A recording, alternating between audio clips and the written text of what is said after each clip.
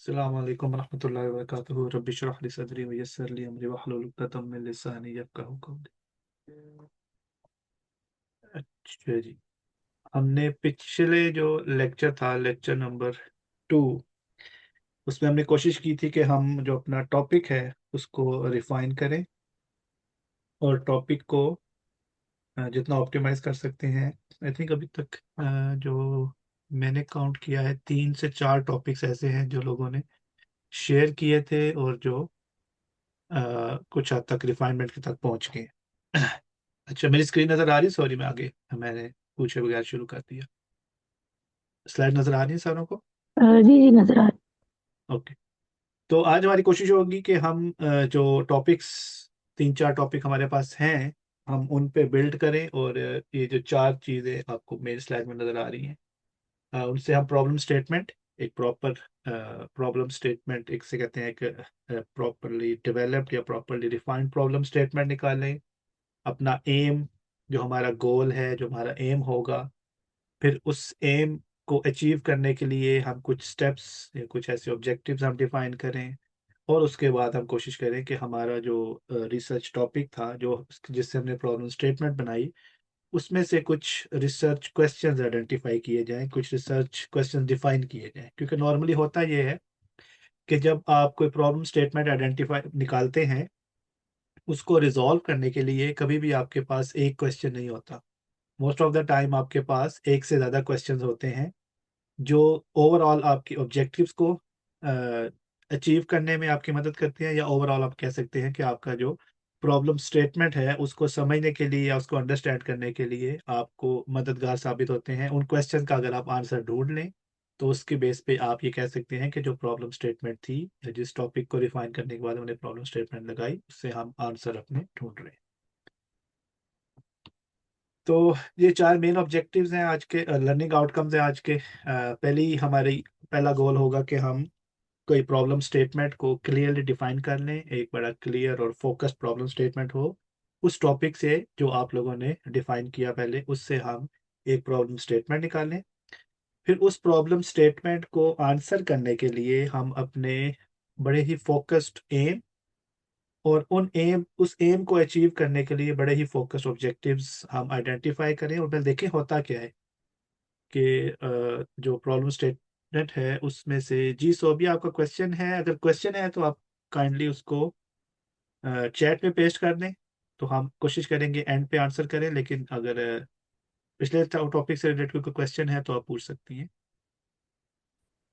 मैं ये चाहूंगी कि मेरा केस डिस्कस किया जाए। अगर जब आप कह रहे हैं ना कि क्वेश्चन डिस्कस किया जाए, तो वो उसके लिए मैंने हाथ रेज किया था। ओके, श्योर, इंशाल्लाह कोशिश करेंगे हम आपसे शुरू करें और उसके बाद फिर जितने टॉपिक्स हम कर सकें वो सारे करेंगे। शुक्रिया। अच्छा जी। सॉरी। फिर हमारी कोशिश होगी कि एम और ऑब्जेक्टिव्स के बाद हम देखें कि उसमें से हम रिसर्च क्वेश्चंस कितने निकाल सकते हैं। कोशिश होगी 2-3-4 रिसर्च क्वेश्चन निकालें और उसके बाद हम देखेंगे कि ये जो चारों चीज़ें हैं, ये तीनों जो चारों चीज़ें हमने निकाली हैं, ये ओवरऑल हमारे टॉपिक और ओवरऑल हमारी रिसर्च के साथ अलाइन कैसे। हम ये नहीं कर सकते कि हमारी प्रॉब्लम स्टेटमेंट जो है वो स्कैटर्ड हो, एम और ऑब्जेक्टिव्स के साथ मैच ना कर रहे हो। हम सब चीज़ों को अलाइन रखना चाहेंगे, सब चीज़ों को एक दूसरे से मैच करना चाहेंगे। अच्छा, इससे पहले कि हम उन चीज़ों को थोड़ा डिटेल में पढ़ें, मैं चाहूँगा कि आप लोग ने जो पिछले अपने टॉपिक्स थे, वो चैट में बेशक पेस्ट कर दें, कि वो ईज़ी होगा बजाय व्हाट्सएप से जाके ढूँढने के, और आसान होगा कि हम चैट में से ही आपके मैसेजेस पढ़ के जो आपके टॉपिक्स थे उनको आइडेंटिफ़ाई कर लें। 3 चीज़ें रख लें, अपना टॉपिक लिख लें, उसमें से उससे कौन इफ़ेक्ट हुआ है और उसमें से अभी आपको क्या लगता है कि क्या चीज़ अनक्लियर है। उन ये 3 चीज़ें अगर आप चैट में लिखते हैं तो हम इससे फिर इंशाल्लाह मज़ीद बिल्ड करने की कोशिश करेंगे। अफ़ेक्टेड से मुराद है कि कौन-सा ग्रुप या कौन-सा ग्रुप ऑफ पीपल इससे अफ़ेक्टेड हैं, और अनक्लियर से मुराद है कि अभी आप उस क्वेश्चन में से या उस टॉपिक में से आपको क्या चीज़ लग रही है जिसकी हमें समझ नहीं आ रही है, जिसके बारे में हम कुछ अभी हम समझ नहीं पा रहे कि ये किस ग्रुप से हम करेंगे, या क्या रिसर्च मेथड लगाएँगे, या क्या किस तरह के सवालात निकलेंगे उसमें से। वो सारी चीज़ें आप 2-3 चीज़ें लिख दें, तो फिर उसको हम मज़ीद रिफ़ाइन करेंगे। जी आयशा, आपका क्वेश्चन है कोई? लास्ट टाइम मेरा टॉपिक जो है वो आउट हो गया था, तो मैंने नया टॉपिक लिया है, तो वो मैं पेस्ट कर दूं। हाँ जी, कर दें इंशाल्लाह, उस पर हम डिस्कस कर लेंगे। अच्छा जी, रीज़न ये जो हमने 4 चीज़ें जो आज पढ़नी है, उनको पढ़ने की वजह ये है कि हम सिर्फ टॉपिक इटसेल्फ हमारे लिए काफ़ी नहीं होता। जब आपने एक प्रपोज़ल लिखना होता है, उस प्रपोज़ल के लिए आपके पास एक प्रॉपर प्रॉब्लम स्टेटमेंट होनी चाहिए। उसके लिए प्रॉपर आपके पास एम होना चाहिए इस प्रॉब्लम स्टेटमेंट के पीछे, और कुछ ऑब्जेक्टिव्स होने चाहिए, और एंड पे आपके पास उससे रिलेटेड कुछ क्वेश्चन होने चाहिए, जो कि हमें बताएंगे कि हमारे टॉपिक में क्या चीज़ें अनक्लियर हैं, कौन सा ऐसा ग्रुप है जो हमारे टॉपिक से रिलेटेड है, और उसके बाद हमारी स्टडी जो है या जो रिसर्च हम कर रहे हैं उसकी ज़रूरत क्यों है और वो क्यों इम्पोर्टेंट है। इसके लिए हम टॉपिक से फर्दर आगे इन्हांस करते हैं, टॉपिक से फर्दर आगे जाते हैं और देखते हैं कि अच्छा हम अब इस टॉपिक की बेस पे हम एक रिसर्च प्रपोजल कैसे लिख सकते हैं। आज उसके हम कह सकते हैं काइंड ऑफ बिल्डिंग ब्लॉक्स या काइंड ऑफ मेन इंग्रेडिएंट्स हम डिसाइड कर लेंगे, और फिर इंशाल्लाह उस इंग्रेडिएंट्स को हम अगले लेक्चर में रिफाइन करने के बाद रिसर्च प्रपोजल की तरफ लेके जाएंगे इंशाल्लाह। अच्छा, प्रॉब्लम स्टेटमेंट होती क्या है, या प्रॉब्लम स्टेटमेंट में क्या क्या चीज़ें आती हैं? उनमें से 2 चीज़ें तो हमने पहले डिस्कस की थी, ये कि वो क्यों ज़रूरी है और कौन से लोग हैं या कौन सा ग्रुप ऑफ पीपल है जो उससे इफेक्ट हो रहे हैं। ये 2 चीज़ें हमने पिछली दफ़ा भी डिस्कस की थी, वो मोर और लेस सेम ही रहेंगी। मिसाल के तौर पे ग्रोन अप या old old man, old females, या फिर एक ख़ास ग्रुप ऑफ पीपल, और उसकी ज़रूरत क्यों है, ताकि हम लोगों की मदद कर सकें, लोग जो मसाइल से गुज़र रहे हैं उनका हल निकाल सकें। इस किस्म के हमारे वो वजूहात होंगी जो हमारे रिसर्च की होंगी। अच्छा, अब कॉन्टेक्स्ट ये होता है कि स्पेसिफिक कौन सा एरिया या किस डोमेन में आप काम कर रहे हैं। फॉर एग्जांपल, अगर किसी ने कोई लिंग्विस्टिक किया है तो हम कह सकते हैं कि लिंग्विस्टिक एनालिसिस हम करना चाह रहे हैं, या लैंग्वेज के बेस पे हम कोई किसी सवाल का जवाब निकालना चाह रहे हैं, तो वेयर एंड व्हेन, कहाँ और किधर वो हो रहा है, वो कॉन्टेक्स्ट में आ जाता है। अच्छा, अब किस मसले को उस ब्रॉडर कॉन्टेक्स्ट में, या उस आप कह सकते हैं एक बड़ी अम्ब्रेला के अंदर एक कौन से मसले को हम हल करना चाह रहे हैं। अब लिंग्विस्टिक में बहुत से मसाइल हो सकते हैं। कुछ लोगों को हो सकता है कि आप मिसाल के तौर पर ट्रांसलेशन कंपेयर कर रहे हैं, कुछ लोग ये कह सकते हैं कि ख़ास किस्म के अल्फाज यूज़ करने से लोगों पे क्या इम्पैक्ट आता है, वो आपका एक स्पेसिफिक प्रॉब्लम हो जाएगा। अच्छा, फिर प्रॉब्लम तो आपने निकाल लिया कि अच्छा ये स्पेसिफिक प्रॉब्लम हम हल करना चाहते हैं। अब उसकी बेस पे लोगों ने पहले उसमें कोई गैप है, मतलब कि उसमें पहले कोई काम हुआ हुआ है, या उसमें कोई ऐसी चीज़ जो अभी नहीं पता, या कोई ऐसी चीज़ जो अभी जिसको लोग स्टिल ढूँढने की कोशिश कर रहे हैं, जिसको हम गैप कहते हैं। अब वो भी आइडेंटिफ़ाई करते हैं, और उसके बाद ऑफ कोर्स प्रॉब्लम जो लोग इससे अफ़ेक्ट हो रहे हैं और वो क्यों ज़रूरी है। तो ये 5 चीज़ें हम आइडेंटिफ़ाई करने की कोशिश करते हैं। एक कॉन्टेक्स्ट, कि कहाँ और किधर ये सारा मसला आ रहा है, क्या मसला आ रहा है, बड़ा बड़ा स्पेसिफिक मसला। उसके बाद उस मसले के हल के तौर पे किसी ने कुछ किया है, या कोई मसले का सॉल्यूशन निकला हुआ है। अगर नहीं निकला हुआ, या मे बी आधा मसले हल हुआ हुआ है, या मसले के कुछ पॉइंट्स हल हुए हुए हैं, बाकी जो पॉइंट्स हैं वो भी उसका सॉल्यूशन नहीं है लोगों के पास, यानी कि जिसको हम गैप कहते हैं। फिर कौन से ग्रुप ऑफ लोग इससे अफेक्ट हो रहे हैं, और इस जो रिसर्च हम कर रहे हैं इसका ओवरऑल किसको फ़ायदा है, और क्यों, क्या फ़ायदा है, हम क्यों करना चाह रहे हैं। यहाँ पे आके हमारी प्रॉब्लम स्टेटमेंट डिफाइन हो जाती है। एग्जाम्पल पे देख लेते हैं प्रॉब्लम स्टेटमेंट, एक अच्छी प्रॉब्लम स्टेटमेंट में और एक वीक प्रॉब्लम स्टेटमेंट में क्या फ़र्क होता है। एक वेरी जेनेरिक प्रॉब्लम स्टेटमेंट, जिसको हम कह सकते हैं कि एक वीक या कमज़ोर प्रॉब्लम स्टेटमेंट है, वो हो सकती है कि my topic is women education, कि औरतों की तालीम मेरा टॉपिक है।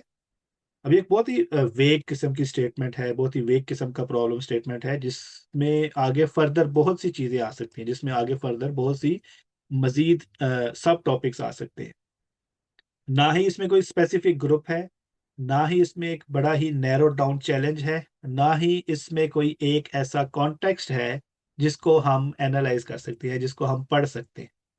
उसके ऑपोज़िट हम कह सकते हैं कि एक बेहतर किस्म का जो हमारे पास प्रॉब्लम स्टेटमेंट है, वो ये हो सकती है कि adult women in rural areas face barriers accessing online Quran translation classes, यानी कि खवातीन जो कि रूरल एरियाज में हैं, ओके, वो कुछ उनके लिए मुश्किलात हैं जिसको बेसिकली वो फेस कर रही है, जिसकी वजह से कुरानिक ट्रांसलेशन क्लासेस जो हैं या कुरान के तर्जुमे की क्लासेस वो नहीं ले सकते। और ये जो बैरियर्स हैं, ये हैं तो सही, लोग आइडेंटिफाई करते हैं कि ये बैरियर्स हैं, लेकिन वो क्या हैं एग्जैक्टली, क्या मसाइल हैं, हमें नहीं पता। अब इस केस में हमने एक स्पेसिफिक लोग निकाल लिए जो कि खवातीन हैं, एक ख़ास एरिया की खवातीन। क्या चैलेंज है उनका वो भी हमें पता लग गया, जिस यानी कि वो कुरानिक ट्रांसलेशन क्लासें प्रॉपरली नहीं ले पा रही। ओके, और उसमें लोगों को वजूहात नहीं पता कि क्या वजह है। उसके बेसिकली हमारे पास एक कॉन्टेक्स्ट आ गया कि अच्छा, इस सारी डोमेन में इस किस्म के लोगों को ये मसाइल आ रहे हैं और उन मसाइल का हम हल ढूंढें। अच्छा जी, प्रॉब्लम स्टेटमेंट जब आपने डिफाइन करनी हो अपने रिसर्च प्रपोजल के लिए, तो उसका एक फॉर्मूला है जिसको आप जिसमें प्लग इन करेंगे आप चीज़ें, और उसकी बेस पे आपके पास एक प्रॉब्लम स्टेटमेंट आ जाएगी। कॉन्टेक्स्ट, जैसे कि हमने देखा कि किस जुमरे में हम बात कर रहे हैं, किस एरिया में बात कर रहे हैं, उस एरिया के अंदर एक खास मसला क्या है जिसको हम हल करने की कोशिश कर रहे हैं, उसके बारे में हमें ऑलरेडी क्या पता है या क्या नहीं पता। जो चीज़ नहीं पता उसके बारे में उसको हम आइडेंटिफाई करें, क्योंकि जो पता है वो तो हमारे लिटरेचर का हिस्सा बन जाएगा, उसको हम आगे फ्यूचर में डिस्कस करेंगे। हमने ये बताना है कि हमें क्या नहीं पता, वो आइडेंटिफाई करना है, और उसकी वजह क्या, उसकी रीज़न क्या है कि ये क्यों करना ज़रूरी है, इससे किसका फ़ायदा होगा, किसका भला होगा। इन चार चीज़ों को अगर आप कंबाइन करें, अपना कॉन्टेक्स्ट प्लग इन करें, अपने लोग डिफाइन करें, लोगों के मसाइल डिफाइन करें, और उसमें जो मसाइल का हल किसी ने नहीं ढूंढा वो डिफाइन करें, और उसके बाद उसकी वजह किसका फ़ायदा है वो डिफाइन करें, तो आपके पास एक बड़ी ही क्लियर प्रॉब्लम स्टेटमेंट आ जाएगी। इंशाल्लाह हम कोशिश करेंगे कि आप जो आज मैं कोशिश करूंगा लेक्चर थोड़ा छोटा रखूं, और हम कोशिश आपके जो टॉपिक्स हैं उनमें से प्रॉब्लम स्टेटमेंट, एम, ऑब्जेक्टिव्स और रिसर्च क्वेश्चंस डिफाइन कर सकें। उसकी बेस पे हमारे पास ये प्रॉब्लम स्टेटमेंट आ गई कि ऑनलाइन क्लासेस जो हैं वो बहुत कॉमन हो रही हैं, जो ख़वातीन हैं वो इस चीज़ में एक मसाइल फेस कर रही हैं, लेकिन ये मसाइल अभी हमें पता नहीं है क्या है। उसको बेहतर समझने के लिए कि जो ख़वातीन ऑनलाइन क्लासेस ले रही हैं उनको क्या मसाइल आ रहे हैं, उसका हम हल निकालने की कोशिश करेंगे। ये आपकी एक प्रॉब्लम स्टेटमेंट बन गई। अच्छा, अब प्रॉब्लम स्टेटमेंट जो होती है वो एक किसी खास चीज़ को टारगेट कर रही होती है। प्रॉब्लम स्टेटमेंट बजाते खुद या इंडिविजुअली अलग से काम नहीं कर रही होती, वो किसी खास चीज़ को टारगेट कर रही होती है। मिसाल के तौर पे किस हमारे केस में किस चीज़ को टारगेट कर रही है, हम कहते हैं कि हम क्या करना चाह रहे हैं, इस प्रॉब्लम स्टेटमेंट की बेस पे हम क्या करेंगे या क्या फ़ायदा आएगा। हमारे केस में अभी जो एग्जांपल हम देख रहे हैं उसमें यह है कि हम एक्सप्लोर करना चाहते हैं उन मुश्किलात को, उन चैलेंजेस को जो कि ख़वातीन फेस करती हैं जब वो ऑनलाइन कुरान क्लासें लेती हैं। हम उस चीज़ को टारगेट करना चाह रहे हैं। उसके अंदर बहुत कुछ आ सकता है, इस अम्ब्रेला के नीचे काफ़ी कुछ आ सकता है, लेकिन हमारा बड़ा स्पेसिफिक एम ये है कि हम इस चीज़ को सॉल्व, इस चीज़ का मसले का हल ढूंढना चाह रहे हैं। अच्छा, अब उसके बाद एम जो है वो एक ब्रॉडर टर्म है। एक एम को अचीव करने के लिए आपके पास मल्टीपल ऑब्जेक्टिव्स हो सकते हैं, या मल्टीपल आप कह सकते हैं सब एम्स हो सकते हैं, या छोटे एम्स हो सकते हैं जो कि उस बड़े एम के अम्ब्रेला के अंदर आएंगे या उसके नीचे आएंगे, जिनको हम कहते हैं ऑब्जेक्टिव्स। ऑब्जेक्टिव्स जो हैं वो स्मॉल स्टेप्स जो होते हैं जो हम लेते हैं अपने एम को अचीव करने के लिए, अपने एम को हासिल करने के लिए, अपने जो रिसर्च एम है उसको हासिल करने के लिए जो भी हम काम करेंगे। हमने डेटा गैदर किया है, हमने डेटा को कुछ किया है, डेटा के अंदर से चीज़ें ढूंढी हैं, चीज़ें आइडेंटिफाई की हैं, वो सारे काम हमारे ऑब्जेक्टिव्स में आ जाएंगे। अब ऑब्जेक्टिव में क्या क्या है, सबसे पहली चीज़ ऑब्जेक्टिव में होती है, ऑब्जेक्टिव जो है उसके अंदर आप एक्शनेबल वर्ब्स ढूंढते हैं। आपके पास प्रॉपर ऐसे फेल ऐसे वर्ब्स होते हैं जो कहते हैं कि मिसाल के तौर पे आइडेंटिफाई करेंगे, मतलब हम कुछ उसमें से ढूंढना चाहेंगे, या हम किसी चीज़ को डिस्क्राइब करना चाहेंगे, या किसी चीज़ की हम किसी को एक चीज़ को एक्सप्लेन करेंगे, या फिर हमें अभी कुछ पता नहीं है इस डेटा में क्या है, उसके अंदर हम एक्सप्लोर करेंगे, हम ढूंढने की कोशिश करेंगे। या फिर हमारे पास कोई चीज़ है जिसको हम एग्जामिन करेंगे, ऑब्जर्व करेंगे। या हमारे पास दो किस्म का डेटा है, दो किस्म के ग्रुप हैं, उनका हम कंपेयर करेंगे। तो आप ऐसे टर्म्स यूज करते हैं या ऐसे वर्ब्स यूज करते हैं जिसमें जो बेसिकली आप कह सकते हैं इन्वेस्टिगेटिव हो, जिसमें आप इन्वेस्टिगेट कर रहे हैं, आप ऐसे वर्ड्स यूज करेंगे, ऐसे वर्ब्स यूज करेंगे स्पेसिफिकली। पहली चीज तो ये है कि आप एक्शन वर्ब्स के हम इसमें क्या क्या काम करेंगे। अच्छा, उसके बाद अब ऑब्जेक्टिव में आप दूसरा काम जो करना होता है, आपने अपने ऑब्जेक्टिव्स को अचीवेबल रखना होता है, कि आपके जो ऑब्जेक्टिव्स हैं उनको ऐसे डिफाइन किया जाए कि उनको अचीव किया जा सके। अब हम जब हम कहेंगे ना कि आइडेंटिफाई करना, डिस्क्राइब करना, एक्सप्लोर करना, एग्जामिन या कंपेयर करना, ये वो चीज़ें हैं जिनको हम अचीव कर सकते हैं। आइडेंटिफाई क्या किया गया है, या कभी किसी को कंपेयर करने के बाद हमारे पास आउटकम क्या आया है, उस चीज को हम बाद में रिफाइन कर सकते हैं। लेकिन अगर आप ये कह देंगे ना कि हम ये साबित करना चाहते हैं, हम ये प्रूव करना चाहते हैं, या हम ये ऐसे ही होगा, हम ये पहले से आइडेंटिफाई करना चाहते हैं, तो वो फिर अचीवेबल नहीं होगा। हो सकता है कि जब आपने कंपेयर किया हो, जो आप प्रूव करना चाह रहे हो वो प्रूव ना हो, या आपने एग्जामिन या ऑब्जर्व किया हो या एक्सप्लोर किया हो, तो आप कुछ साबित करना चाह रहे हैं तो वो साबित ना हो सके। तो आप उसको ऐसे रखते हैं कि हम इसको, ये बात हो रही है जब हम बिल्कुल बेसिक रिसर्च प्रपोजल के अंदर अपने ऑब्जेक्टिव डिफाइन कर रहे हैं, तो उस चीज को आप ऐसे रखते हैं कि अगर उसका आंसर हमें क्लियरली या वो चीज नहीं मिली जो हम सोच रहे थे, तो स्टिल हमारे प्रपोजल उसको कवर कर सके। और एट द एंड जो आपके ऑब्जेक्टिव्स हैं वो आपने मेक श्योर करना है कि वो आपका जो एम है, या जो आपने प्रीवियसली जो एम डिफाइन किया था, उसके साथ अलाइन हो, या उसको हासिल करने के लिए उसका मैच कर रहे हो। ये ना हो कि आपका एम कुछ और हो, आपके ऑब्जेक्टिव से बिल्कुल फर्क हो। अच्छा, उसके बाद जो चौथी चीज हम देखते हैं वो होता है रिसर्च क्वेश्चंस। हमारे पास प्रॉब्लम स्टेटमेंट आ गई, उस प्रॉब्लम स्टेटमेंट से हमने एम निकाल लिया, एम को अचीव करने के लिए कुछ ऑब्जेक्टिव्स निकाल लिए।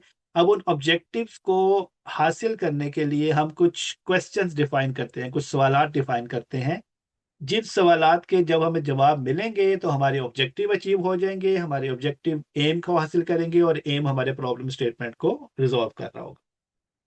अच्छा जी, अब बात ये आती है कि जो आपके रिसर्च क्वेश्चन हैं उनके 5 रूल्स हैं, 5 मेन रूल हैं रिसर्च क्वेश्चंस के। वो बड़े क्लियर होने चाहिए, जब हम उनको पढ़ें तो हमें उनको समझना आसान हो। इसीलिए जो आपके टॉपिक के अंदर से हम रिसर्च क्वेश्चन निकालेंगे, हम कोशिश करेंगे उनको इस तरह रिफाइन करें, या इतना नैरो डाउन करें, या इतना क्लियर करें कि जो बंदा पढ़े उसको फौरन समझ आ जाए।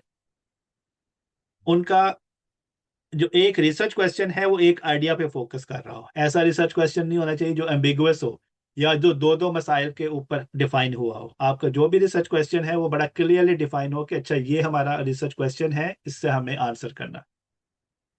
और आपका जो रिसर्च क्वेश्चन है वो ऐसा हो कि जिसके बेस पे आप कोई डेटा इकट्ठा कर सकते हो, जिसकी बेस पे आप कोई डेटा गैदर कर सकते हो, और उस डेटा की बेस पे आप अपने रिसर्च क्वेश्चन का जवाब भी दे सकते हैं। रिसर्च क्वेश्चन जो है उसमें आप बायसेस नहीं डालते, आप उसको न्यूट्रल रखते हैं, आप ब्लेम नहीं करते, आप कुछ चीजें पहले से एम्फसाइज नहीं करते, कुछ चीजें पहले से इम्प्लीकेट नहीं करते, आप उसको कंप्लीटली न्यूट्रल रखते हैं। उस न्यूट्रलिटी की बेस पे आप डेटा गैदर करेंगे, और डेटा आपको जो आंसर दे रहा होगा आप उस वो अपना रिसर्च आउटकम निकालेंगे। आप पहले से एक स्टेटमेंट, हम कुछ एग्जांपल देखेंगे, हम पहले से कुछ स्टेटमेंट्स बना के नहीं रखते, हम ऐसा रखते हैं कि हमारा रिसर्च क्वेश्चन न्यूट्रल हो। और इवेंचुअली हमें बताइए कि हमारा एटलीस्ट जो रिसर्च क्वेश्चन है, या तो उनकी 1-to-1 मैपिंग हो ऑब्जेक्टिव्स के साथ, अगर 1-to-1 नहीं भी है तो एटलीस्ट जितने आपके ऑब्जेक्टिव्स हैं उनसे सेम नंबर, या एटलीस्ट कंपेरेबल नंबर्स के आपके जो है ऑब्जेक्ट, जो रिसर्च क्वेश्चन है वो हो। ओके, मिसाल के तौर पे अगर आपके 4 ऑब्जेक्टिव्स हैं तो 3 रिसर्च क्वेश्चन हो सकते हैं, 4 रिसर्च क्वेश्चन हो सकते हैं। तो डिपेंड, मोस्टली जो आपके रिसर्च क्वेश्चन हैं वो आपके ऑब्जेक्टिव्स के साथ अलाइन करेंगे, या आपके ऑब्जेक्टिव के साथ मैप करेंगे।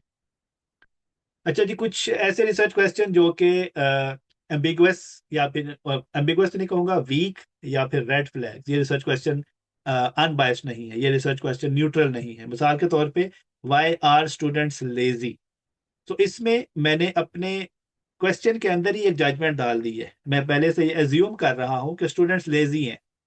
ओके, मैं पहले से ये चीज एज्यूम कर रहा हूँ, एक नेगेटिव ट्रेट मैंने डाल दिया कि स्टूडेंट लेजी हैं, जो कि मुझे नहीं पता, जब तक मेरे पास डेटा आएगा तब मैं कह सकूंगा, शायद रिजल्ट लेजी हो, शायद वो ना हो। मेरा क्वेश्चन ये पहले से इम्प्लीकेट कर रहा है कि जो ये ग्रुप है लोगों का, इसमें ऑलरेडी ये ट्रेट पाया जाता है, जो कि एक नेगेटिव ट्रेट है। ये पॉजिटिव भी हो सकता है, दोनों में से कुछ भी किया जा सकता है, लेकिन मैंने ऑलरेडी एक ट्रेट उनके साथ डाल दिया है। मैं सवाल का जवाब ढूंढने से पहले ही जजमेंटल हो चुका हूँ। या why social media is destroying youth, पहले से एक जवाब है, हमने इसमें न्यूट्रलिटी इसमें भी नहीं है, हमने पहले से इम्प्लीकेट कर दिया है कि जो सोशल मीडिया है वो यूथ को डिस्ट्रॉय करेगा ही करेगा, उसमें कोई दूसरा ऑप्शन नहीं है, या कोई दूसरी राय नहीं है, या डेटा के बेस पे हमें कोई ऑल्टरनेट ओपिनियन नहीं मिल सकता, हमने ये चीज ऑलरेडी इम्प्लीकेट कर दी है। Similarly, why do people ignore Islam, इसमें भी आपने एक ऑलरेडी एक ओपिनियन बना दी, एक मॉरली लोडेड क्वेश्चन डाल दिया है कि लोग ऑलरेडी इस्लाम को इग्नोर करते हैं, या आपने उसमें एक इमोशन डाल दिया है कि ये काम पहले से होता है। Again this is not a neutral question, this is an implicative question.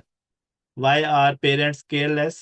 Again इसमें एक ब्लेम डाल दिया गया है पेरेंट्स पे, without any evidence, without any data, without any, बगैर किसी सबूत के हमने पहले से लगा दिया।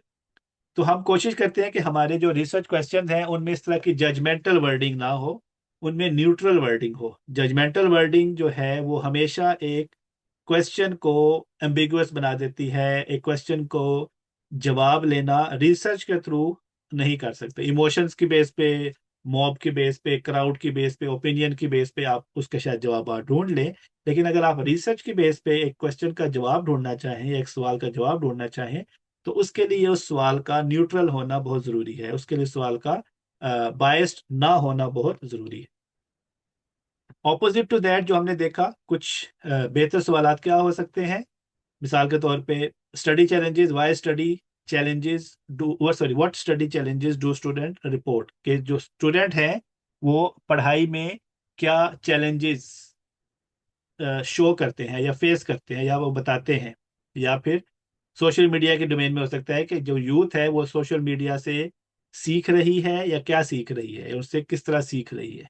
तो इसमें हम इस सवाल का जवाब ढूंढ सकते हैं। हो सकता है कि वो उसके जवाब हमें यही मिले जो यहाँ पे पीछे लिखा है, कि इससे एक्चुअली वो कुछ नहीं सीख रहे बल्कि वो डिस्ट्रॉय हो रहे हैं, लेकिन हमारे क्वेश्चन में ऐसी चीज नहीं होनी चाहिए। इसी तरह हमारे क्वेश्चन में what sources support Sira understanding, again this is a question जिसका हम जवाब ढूंढा जा सकता है। या फिर जो वालदेन हैं वो पेरेंट्स, वो बच्चों के होमवर्क रूटीन में कैसे सपोर्ट कर सकते हैं, अगेन इसका सवाल ढूंढा जा सकता है। सो इस केस में हमने अपने सवालात जो है वो न्यूट्रल रखे, हमने उनको एक तो रिस्पेक्टफुल रखा है, दूसरा उनको न्यूट्रल भी रखा है, कि उस के बेस पे हम जो डेटा गैदर करेंगे वो डेटा खुद हमें उसका जवाब दे देगा, वो डेटा हमें खुद एक खास डायरेक्शन में ले जाएगा।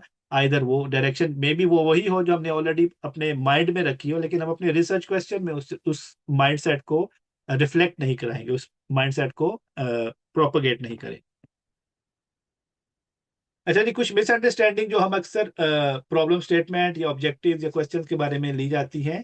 पहली मिसअंडरस्टैंडिंग ये है कि जो प्रॉब्लम स्टेटमेंट है वो टॉपिक का जो एक सेंटेंस है, अगर हम टॉपिक को अपने एक जुमले में लिख देंगे तो वो प्रॉब्लम स्टेटमेंट बन जाएगी। ये बेसिकली एक काफी कॉमन मिसअंडरस्टैंडिंग है। जो टॉपिक की स्टेटमेंट है वो आपका प्रॉब्लम स्टेटमेंट नहीं है, टॉपिक का जुमला है वो प्रॉब्लम स्टेटमेंट कभी नहीं हो सकती, ये सेम नहीं है। टॉपिक जो है वो आपका ब्रॉडर है, उसके अंदर फर्दर इन्वेस्टिगेट करें या फर्दर डिग डाउन करें तो फिर आपकी प्रॉब्लम स्टेटमेंट आ जाती है।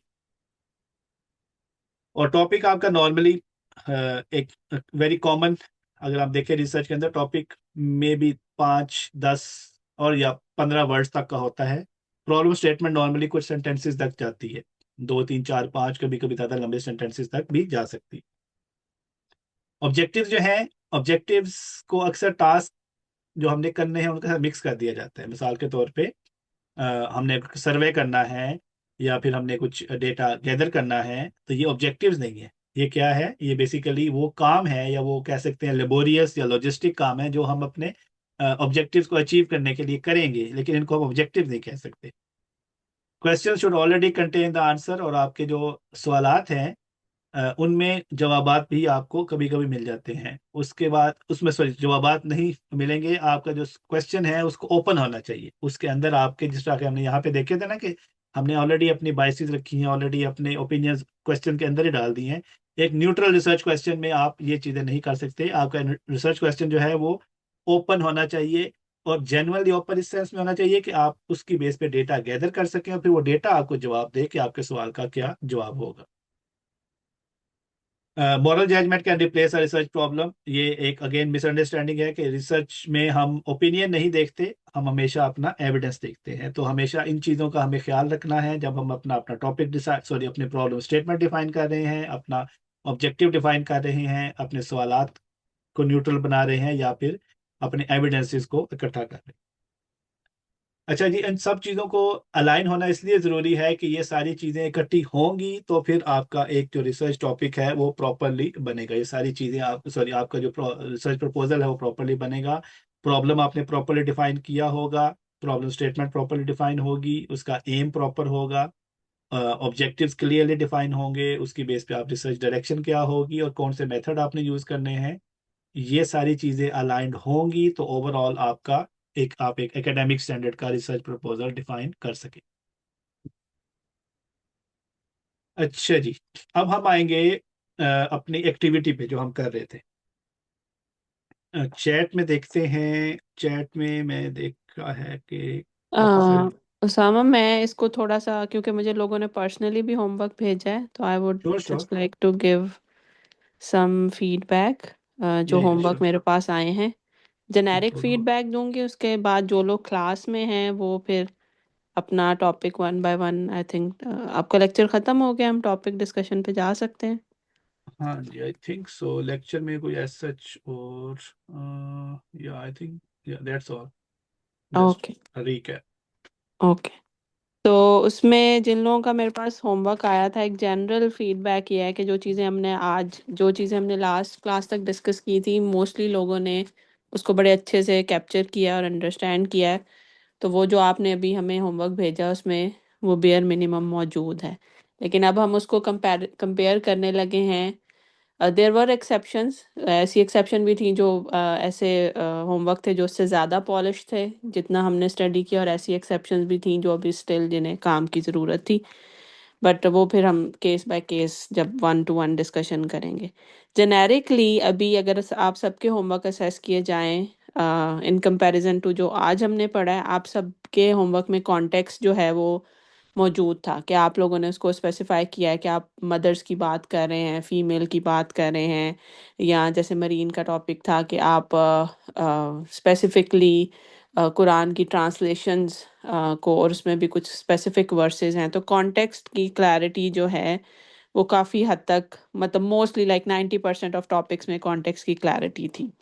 इशू भी इसी तरह के वाई दिस इज़ इम्पोर्टेंट और इससे क्या कंसर्न है, वो भी मोस्टली लोगों ने क्लियर कट डिफाइन किया है। आपने चाहे कि old age retirement related concern है, हेल्थ एंड वेल बीइंग के कंसर्न है, सोसाइटी में क्या इम्प्लीकेशंस हैं, वो मोस्टली लोगों ने क्लियरली डिफाइन किया है। फिर जो गैप आइडेंटिफिकेशन है वो अभी किसी की भी नहीं हुई, क्योंकि हमने लिटरेचर रिव्यू अभी उस पर डिस्कस नहीं किया, वो इंशाल्लाह नेक्स्ट लेक्चर है।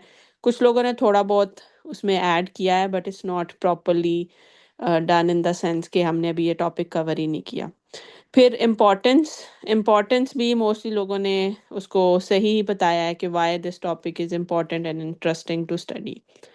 फिर आ जाता है आपका एम और जो रिसर्च क्वेश्चन है, यहाँ पे मोस्टली लोगों को काम करने की ज़रूरत है। मोस्टली जो रिसर्च क्वेश्चन थे वो लोडेड थे, लोडेड इन द सेंस कि आप अपनी अजम्पशंस या अपनी बायसेस आपने रिसर्च क्वेश्चन में रिफ्लेक्ट की हुई थी, और आपका एम जो है वो वेग था। फॉर एग्जांपल जो रिटायरमेंट वाले जो दो क्वेश्चन थे, अब उसमें जो एम आपने रखा है वो ये रखा है कि उनकी हेल्प करनी है, और आपने उसकी हेल्प करने के लिए जो क्वेश्चन बनाया वो आपने ये बनाया है कि जी वो डिप्रेशन में चले जाते हैं। तो आपका क्वेश्चन ऑलरेडी एज्यूम कर रहा है कि सारे ओल्ड लोग जो हैं वो इसी चीज़ से गुजरते हैं, उन सबको ये मसले मसाइल होते हैं, और एम आपका इतना बड़ा है कि आपने ऑलरेडी उस क्वेश्चन को आंसर करके कंक्लूड करके ये कह दिया कि उनको अब हेल्प की ज़रूरत भी है। तो ये वाली जो दो चीज़ें हैं, इस पे आपको मोस्टली लोगों को इसी पे काम करने की ज़रूरत है। इसी तरह आई थिंक नायाब ने जो भेजा था प्रपोजल, उसमें एम तो क्लियर था लेकिन क्वेश्चन उसका भी थोड़ा लोडेड था, जहाँ पे स्टेटमेंट ये थी कि बेसिकली जो ट्रेडिशनल डेफिनेशंस हैं दे हैव मोर सेंस, और जो मॉडर्न हैं वो by default like it's like we are working, the language was, I am not saying कि नायाब आप ऐसे ही कर रही हैं, but the language was like कि भाई हम जैसे we are working against the modern interpretations of things. और फिर उसमें ट्रेडिशनल आप किसको कह रही हैं, ट्रेडिशनल स्कॉलर भी बहुत सारे हैं, तो वहाँ पे थोड़ी वेगनेस इस सेंस में थी कि इट्स ट्रेडिशनल होना भी बहुत ब्रॉड है और मॉडर्न होना भी बहुत ब्रॉड है। और फिर आपका जो कंपैरिजन की स्टेटमेंट थी, इट वाज नॉट न्यूट्रल कि वी वांट टू कंपेयर और we want to see the effects और outcomes of these two things. उसमें ये था कि हम क्या उसे कहते हैं, हमने ऑटोमेटिकली अज्यूम किया कि जो मॉडर्न डेफिनेशंस हैं वो सही नहीं हैं। उसके बाद आई थिंक कौन सा मिस हुआ मेरे से, जो मरीन का again I think the question was even targeted, it was neutral, she just wanted to see कि भी अगर हम लिंग्विस्टिक एक फ्रेमवर्क के साथ उसे एनालाइज करते हैं तो what's out there was no conclusion in it, the question was unbiased. और किसी ने मुझे भेजा हो होमवर्क और मैंने उसको डिस्कस ना किया हो। अभी मैं सिर्फ जेनेरिक कमेंट्स दे रही हूँ, फिर आप क्लास में मौजूद हैं तो हम 1-to-1 कन्वर्सेशन में भी इंगेज कर सकते हैं। आयशा ने अभी भेजा है होम स्कूलिंग का। Ayesha, this is too broad, you need to narrow it down, you have to pass it through funnel. Basically ये जो आपके 2-3 जुमले हैं, it needs to be a half a page और a full page kind of work, you need to keep thinking and keep building on it. I think यही homework आए थे मेरे पास, अगर मैंने किसी का मिस किया है तो। फोबिया आई थिंक पहले जो चैट में सोबिया पहला का कौन सा था? पहला होमवर्क पेस्ट हुआ चैट के अंदर, अच्छा, वो मुझे अभी आया, मैंने उस पे इतना अच्छा, इसमें मेरे इफेक्ट ऑफ पास यही 3-4 electromagnetic lines radiation I on हैं। ब्रेन। सोबिया, आपने इसका कोई डॉक्यूमेंट या कोई चीज़ मेरे से शेयर की है? नहीं, मैंने सिर्फ अपना क्वेश्चन डाला है मैसेजेस में। ओके ओके, इसमें जो बेसिकली मसला है, अगेन आप का जो, अगर आप ईएम रेडिएशंस पे जाती हैं तो it's a big thing. EM radiation में आपकी सारी अप्लायंसेस आ जाती हैं, आपकी इवन एक्सरेज जो मेडिकल के लिए भी यूज होते हैं। So again it's too broad of a topic, you need to narrow it down कि what are you discussing exactly, कि आप ये सब पे एक साथ काम नहीं शुरू कर सकती। मैं एक्चुअली वाईफाई पे करना चाह रही हूँ। वाईफाई ठीक है, इसको ये हम नैरो इसको भी आई डाउन। थिंक, हाँ इसको भी आई थिंक फनल से गुजारने की जरूरत है इस टॉपिक को हाँ भी जी, फिलहाल। तो इसको आयशा और सोबिया के टॉपिक को, जो लेक्चर 2 वाली चीज़ें हैं ना, वो इसमें अभी करने की आपको ज़रूरत है।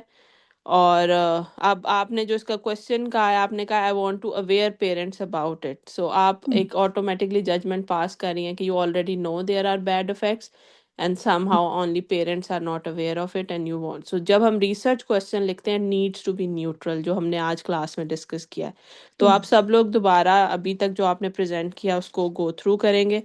और हम वो यहाँ पे कैसे गुजरे फिर, कि आप कह रहे थे एक फोकस एज हो, जैसे टीनेज है तो मेरा फोकस पेरेंट्स को, तो उसको कैसे मेंशन करें? क्योंकि अवेयरनेस से लग रहा है कि जजमेंटल हो रहा है ये, मगर मेरा फोकस होगा पेरेंट्स नहीं, ऑडियंस में।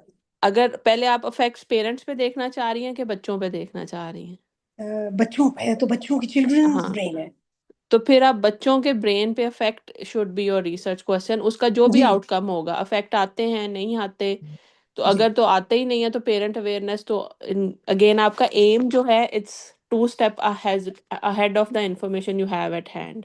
अभी तो आप पहले ये एस्टेब्लिश करें कि कोई नेगेटिव इफेक्ट होते हैं या नहीं होते। जी।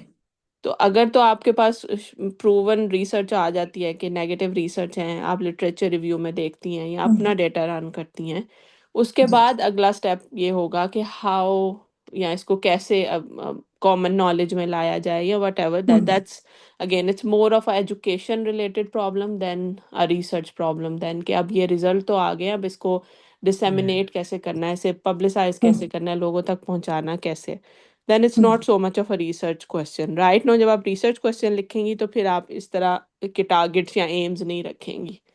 अच्छा, इसमें दूसरा जो आपका रिसर्च टॉपिक है ना, आपको शायद याद हो, हमने पहले लेक्चर दूसरे लेक्चर में भी देखा था, फिजिबिलिटी एज वेल। हमारे पास फिजिबिलिटी है कि हमारे पास ऐसे टूल्स हैं, ऐसे इक्विपमेंट्स हैं, ऐसा लैब सेटअप है कि हम इस चीज़ को एनालाइज कर सकते हैं, क्योंकि इसके लिए आपको एक ग्रुप ऑफ बच्चे चाहिए, किड्स चाहिए, जिनका आप ब्रेन को स्टडी कर रहे हैं, या फिर ऐसी कोई स्टडी ढूंढनी पड़े जो ऑलरेडी लोगों ने की है। हमारी जी। फिजिबिलिटी भी देखनी पड़ेगी हमें, फिजिबिलिटी। क्योंकि इफ यू रिमेम्बर कि हमने जो शुरू में डिस्कस किया जी था कि जी। हम एक ऐसी एक्सरसाइज से गुजरना चाह रहे हैं जहाँ पे आप एक रिसर्च प्रपोजल प्रिपेयर कर सके। आपका टॉपिक अगर हम इसको नैरो डाउन कर भी लें, तो जो मेरा इसमें एक कंसर्न वो भी आता है कि हमारी फिजिबिलिटी इसमें उस तरह की नहीं है कि ये फिजिबल नहीं होगा करंट सेटिंग्स के अंदर, या करंट जो हमारा टाइम लाइन है उसमें शायद ये फिजिबल ना हो। ये इस तरह फीजिबल है कि स्वीडन में जैसे मैं हूँ, तो यहाँ पर एक ब्रेन का रिसर्चर है, वो इस पे बहुत काम करता है, एक्सपेरिमेंट्स भी करता है।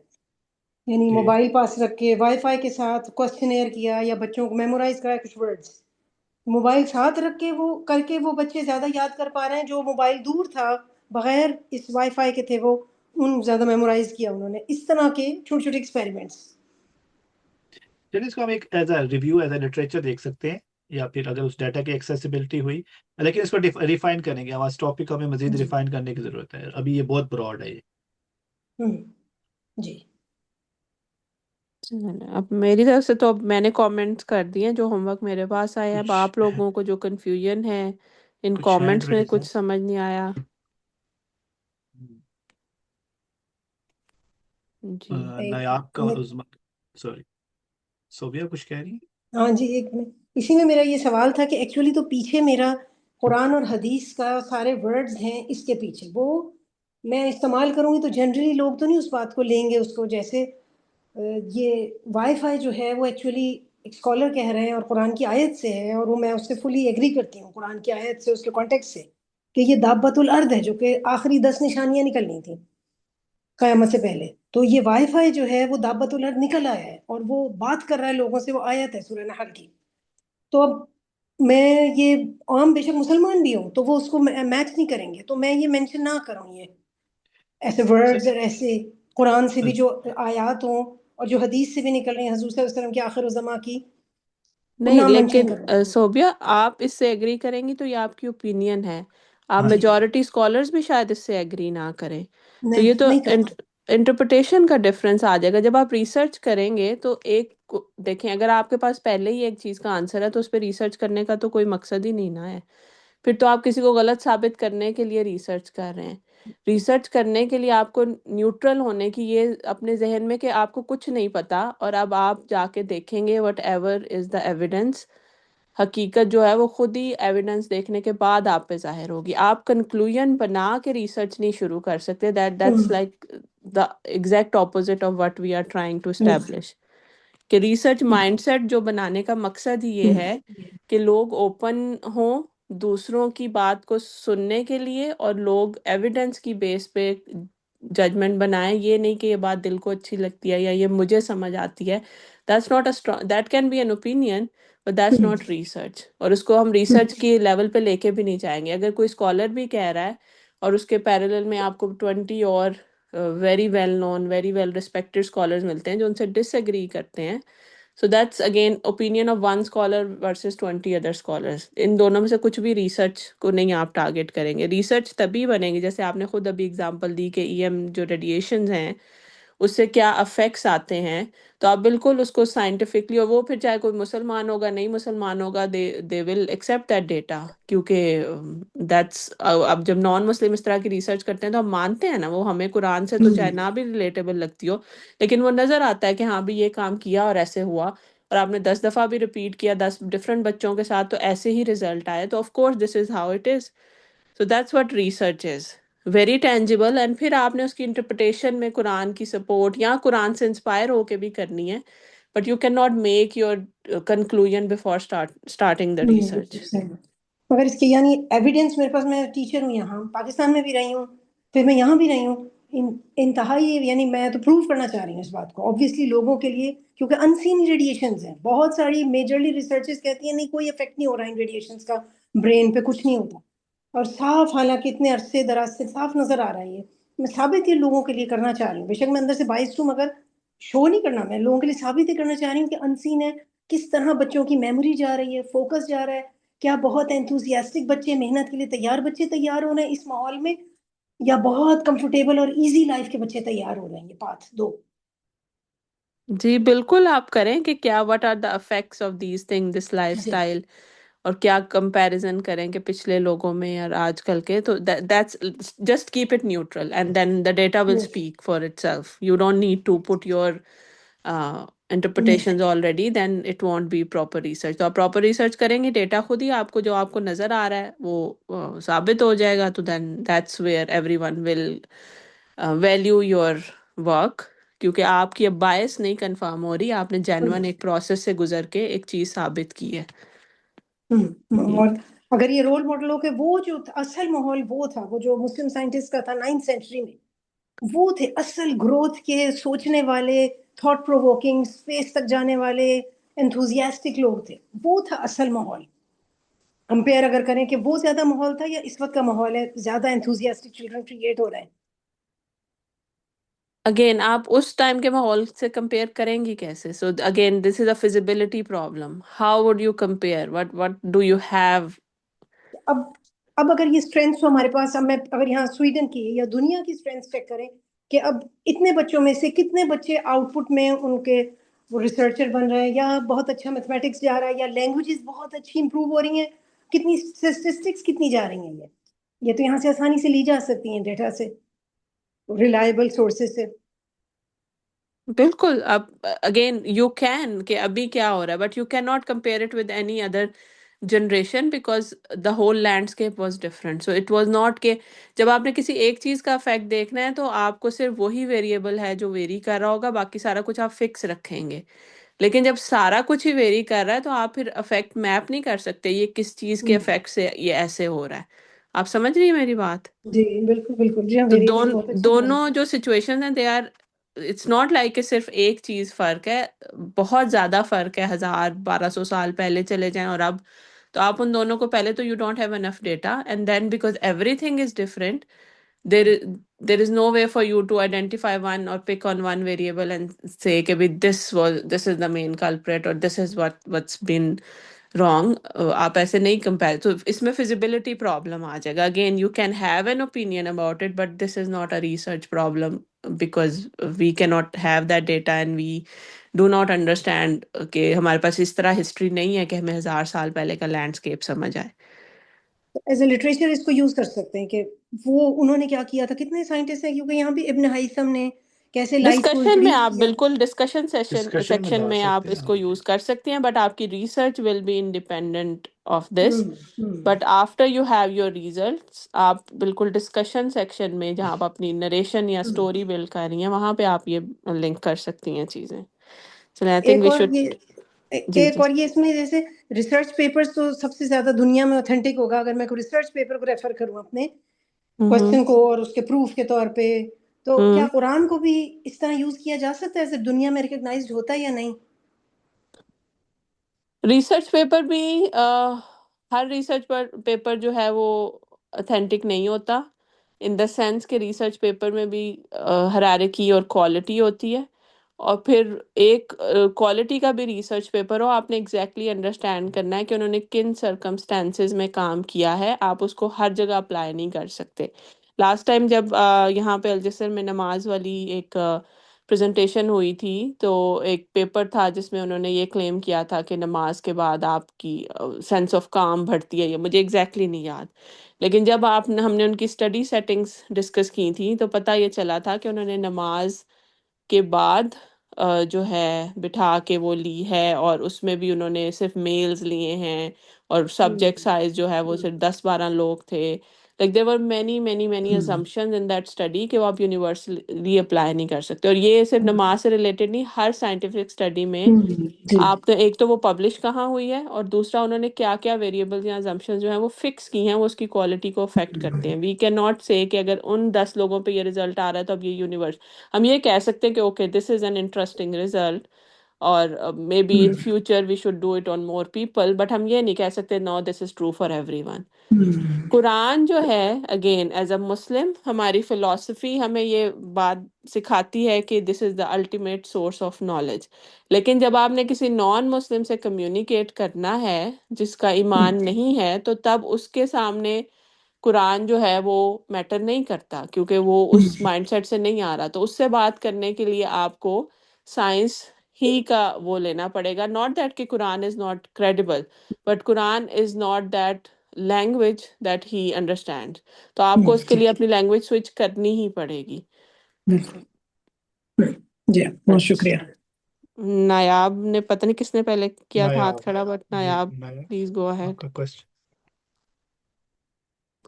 जी अस्सलाम वालेकुम रहमतुल्लाह। अगर किसी ने जल्दी लीव करना है तो बेशक आपने पहले ले ली, कोई मसला।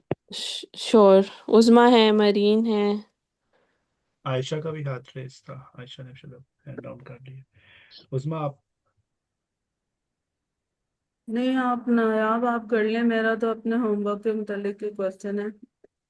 और मरीन, आपने मैं अगर नेम। यही चाह रही थी कि इसके ऊपर आप जी कमेंट कर दें जरा, मुझे बता दें जी कि जी कर। इसमें मैंने ये इसमें शेयर किया हुआ चैट में, जो आपने कहा था कि 5 अपने टॉपिक से रिलेटेड 5 कोई लाइंस लिखें कि आपने क्यों ये सिलेक्ट किया हुआ है टॉपिक।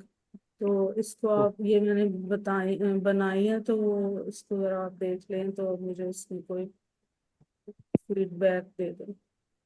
अच्छा देखो, उस्मा, आपने पता नहीं जब मैंने फीडबैक दिया, आप नहीं थी क्लास में, मैंने आपके टॉपिक पे दे दिया फीडबैक आपके होमवर्क पे, क्योंकि आपने मुझे पहले भी भेज दिया था ना।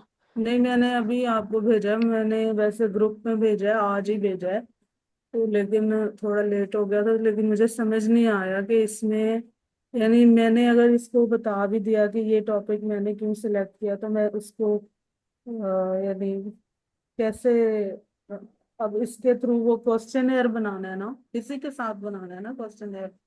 बेसिकली अभी हम इसको थोड़ा सा और पॉलिश कर रहे हैं। आज हमने जो चीज़ें डिस्कस की हैं उसमें एक तो गैप, मतलब हम लिटरेचर रिव्यू करेंगे, वो अब हम कल सीखेंगे कि वो हमने कैसे करना है। दूसरा, हमने अपना एम ऐसा रखना है जो टेंजिबल हो, कि हमने जैसे, अगर आप पहले से ही इंटरवेंशन पे जा रहे हैं जबकि आपने अभी ये साबित ही नहीं किया कि वाकई ऐसा होता है, तो that's an M which is के, जो लास्ट टाइम आपके टॉपिक पे डिस्कशन हुई थी, मैंने अभी वाला नहीं पढ़ा, मैं पढ़ती हूँ आपको जवाब देने के बाद।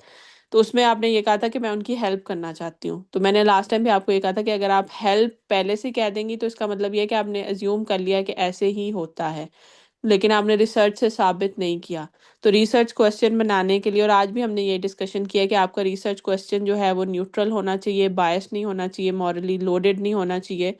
और उसके बाद फिर आप उन स्टेप्स में जाएंगे कि आप पहले हाउ टू हेल्प देम, या इंटरवेंशन का जिक्र आप पहले अगर कर देंगी और आपको ये पता ही नहीं है कि ऐसा वाकई सब औरतों के साथ ऐसा होता है, कुछ ख़ास औरतों के साथ ऐसा होता है, उनके क्या सर्कमस्टेंसेस हैं, वो ऐसे मसले में क्यों जाती हैं, पहले ये बहुत सारे जो क्वेश्चन है ये आपके मेन रिसर्च क्वेश्चन होंगे। अब आपने यही रिसर्च क्वेश्चन लिखे हैं कि कुछ और लिखा है?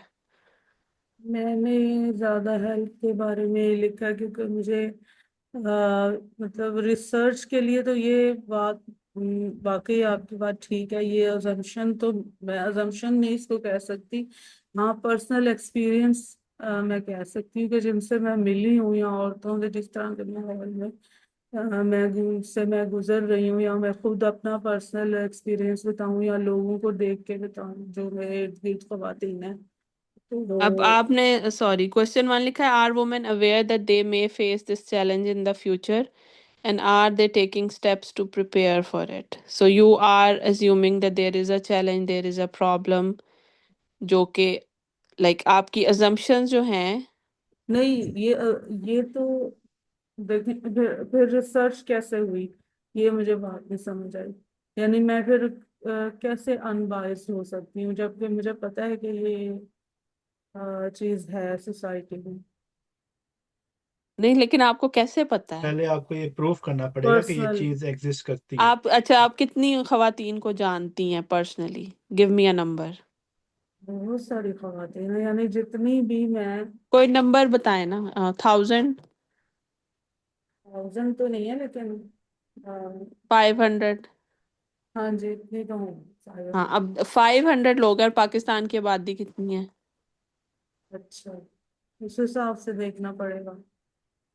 क्योंकि जब आप वुमेन का वर्ड यूज कर रही है ना, तो इसमें अगर तो आप पाकिस्तानी वुमेन कह नहीं रही हैं फिर मैं भी आप सिर्फ इस, पाकिस्तानी बात ही करेंगी। हाँ अगर जी, आप जनरल कह रही हैं फिर तो पूरी दुनिया, 8 बिलियन लोगों में से अगर 500 लोग ऐसे नहीं फील तो कर रहे हैं। इसमें फिर मैंने वर्ड नहीं सही यूज किया, मैं इसमें कहूंगी कि जो मैरिड वुमन होती है ना, हाउस वाइफ्स, इसके ऊपर मैंने वर्ड यूज किया हुआ है, जो घर घर में रहती हैं और बस उनकी लाइफ वही होती है, हस्बैंड और ठीक हो गया, बच्चे के हाउस साथ। वाइफ हो गई, पाकिस्तानी हाउस वाइफ्स होंगी, जी, Pakistan, Pakistani middle house middle wives हो गई, क्लास, मिडिल क्लास मिडिल यही क्लास बात हो गई। होगी। तो अब हाँ उनका जी, भी अगर आप नंबर देखें तो वो कम से कम लाखों में तो होंगी ना। हाँ यकीनन ये तो तो होगी, लेकिन मैं जाहिर है उसी को देख के इस रिजल्ट, ये रिजल्ट मैंने निकाला है, जो उनसे मेरी इंटरेक्शन है या नहीं भी है, यानी ये इंटरेक्शन नहीं है दैट्स लेकिन। What I am trying to, basically result आपने नहीं निकालना, अभी आप रिसर्च, अभी आप सवाल उठा रही हैं, हमें पता ही नहीं है ऐसे होता है कि नहीं होता। जब आप सवाल करेंगे तो आपने न्यूट्रल रहना है। आप ऐसे समझें कि आपने कुरान खोला है और आपने पहले ही, आप क्रिश्चियन और आपने सोच लिया कि ये गलत ही है, और अब आप कुरान पढ़ रहे हैं, तो आप उससे कुछ सीख सकेंगे? नहीं, गलत तो ये नहीं है, ये मैं जानती हूँ। मैं नहीं, आपको एक एज अ एग्जांपल दे रही हूँ कि एज एक अ बंदा क्रिश्चियन, एक बंदा जो पहले क्रिश्चियन है। क्रिश्चियन है और उसने जहन में ये दिमाग बना लिया है कि अब मैं नहीं, मैं कुरान अपने खोलने क्वेश्चन लगा के हूँ। बारे में बात कर रही हूँ कि ये क्वेश्चन ये गलत नहीं है, क्योंकि ये मेंटल हेल्थ को इफेक्ट करता है खवातीन की। नहीं नहीं और उस्मा, मैं ये नहीं कह रही कि क्वेश्चन गलत है, मैं आपको ये कह रही हूँ कि अगर आपने कंक्लूजन पहले निकाल लिया और फिर आप रिसर्च करना शुरू करें, तो do you think it's a healthy way to do research?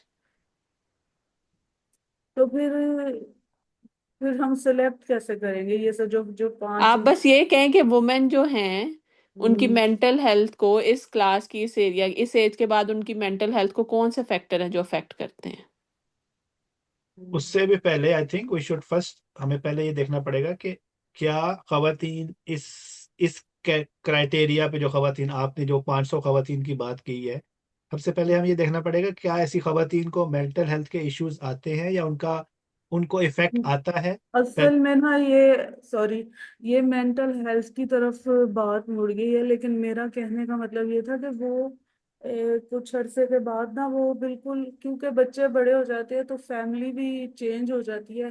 तो वो जो है ना, वो बजाय जैसे उन्होंने अपनी लाइफ गुजारी होती है ना, उस उनका बिल्कुल पैटर्न चेंज हो जाता है लाइफ का। वो बिल्कुल एक कोने में या उनको रख दिया जाता है, या फिर वो इन होने के लिए मुख्तलिफ हरबे इस्तेमाल करती हैं। वो फैमिली पॉलिटिक्स में इन्वॉल्व होती हैं, जो कि वो शुरू से ही हो रही होती हैं। तो बट फिर वो that can be a cultural thing as well, हो सकता है अगर वो किसी और कल्चर में पले कल्चरल बढ़े, कल्चरल थिंग तो भी। तो बिल्कुल। उन्हें ये पता हो कि हमने बूढ़े होके ये काम नहीं करने। It's not so much about their mental health, it's about their belief system, कि उन्हें लगता है कि बिलीव। अब हम बड़े हो गए, अब हमने यही करना है।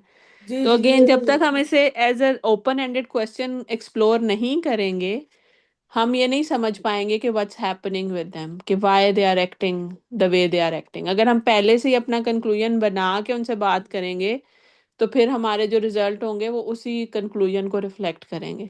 अगर आप वाकई उनकी हेल्प करना चाहती हैं, तो पहले आपको एम्पथी के साथ उनको समझने की ज़रूरत है कि व्हाट्स गोइंग ऑन, कि चल क्या रहा है इधर, कि तो व्हाई दे आर ये, all acting in this strange way जी एंड जी, सेम ये वे। चीज यानी उनको अवेयर करने की जरूरत है ना, उनको ये बात का एहसास दिलाने के लिए एक क्वेश्चन बनाया जाएगा कि आपने कभी अपनी फ्यूचर की लाइफ के बारे में सोचा भी है कि आप इन सब जब बच्चे बड़े हो जाएंगे, अपनी लाइफ में चल जाएंगे, तो आप क्या करेंगे? यानी इस तरह के क्वेश्चन मेरा मतलब था कहने का कि। Again, Uzma, then it will be an education. Most of you are targeting to educate because you already believe that something is true, and now you just want to share it with other people. Research is not that. जब आप research में आएंगे तो you need to be a blank slate. आपकी कोई conclusion नहीं है, सारी बायसेस, हर चीज़ आप साइड पे रखेंगे, किताबें खोलेंगे, डेटा इकट्ठा करेंगे, उसे एनालाइज करेंगे, और फिर उसकी बेस पे जो कंक्लूजन निकलेगा उसे वैसे ही प्रेजेंट करेंगे अपनी ओपिनियंस के बगैर। और जब आप उसको प्रेजेंट करेंगे, the data will speak for itself, कि वो कंक्लूजन कितना स्ट्रांग है। लोग खुद उस पर बिलीव करेंगे कि हाँ, ये बात इतनी स्ट्रांग उससे आ रही है। ये ऐसे जैसे मैंने लास्ट टाइम भी पैनाडोल की एग्जांपल दी थी, कि मैंने पैनाडोल बना ली है और मैं बड़ी एक्साइटेड हूँ कि ऐसी चीज़ है जो हर किसी के पास होनी चाहिए, क्योंकि ये खाते ही दर्द खत्म हो जाता है। और मैं हर किसी को जा जा के उसको अवेयर कर रही हूँ या उसकी एड्स चला रही हूँ, तो that's not research, that's my believe. Research ये है कि मैं वो 1000 लोगों को जो तकलीफ में है वो गोली दूं, और 1000 ऐसे लोग हों जिन्होंने वो गोली नहीं खाई, फिर मैं उनको ऑब्जर्व करूं कि जिन्होंने गोली खाई है वो कितनी देर में वापस नॉर्मल हो गए, और जिन्होंने नहीं खाई उनकी दर्द, और वो दर्द भी सेम हो, सर दर्द हो, समथिंग, वो कितनी देर में नॉर्मल हुई है। फिर मैं उसका डेटा चेक करूं, वो 1000 लोग जिनको गोली दी थी वो वाकई ही they feel good in 30 minutes, और जिन्होंने नहीं गोली खाई उन्हें 2 3 4 घंटे तकलीफ बर्दाश्त करनी पड़ी, फिर मैं उसको पब्लिश करूं। That's what research is. It's तो not coming from my opinion और my point of view, it is what it is. और वो रेप्लिकेट हुआ है इतनी दफा, और वो मैंने एज इज पब्लिश कर दिया कि 1000 लोग थे, मैंने इससे ज्यादा नहीं चेक किए, और उनकी बेस पे ये रिजल्ट्स बन रहे हैं। आप में से मोस्टली लोग जिस सेंटिमेंट या जिस अंडरस्टैंडिंग से बात करें, it's like you believe with conviction about something which is fine but not fine for a research class, and you just want other people to know about it. You are excited about it, you are concerned about it, and you just want to share it with other people. तो ये फुले इसमें और इसमें ये जो आपने भी तो एक गोली बनाई है, तो अब आप चाह रही हैं कि वो अब गोली इसको मैं कैसे, यानी इसको मैं रिलेट नहीं कर पा रही। ये देखे ना, अब ये तो एक क्वेश्चन इन उन या फिर एक चलें 5 ठहरे, लोगों का ग्रुप निकालूं और फिर किसी मैं को क्लास में से मेरी बात समझ आई हो जो उस्मा को एक्सप्लेन करें, ये बात समझाना चाहें, समवन एल्स, मैं आई। लेट्स। अस्सलाम वालेकुम। वालेकुम सलाम जी।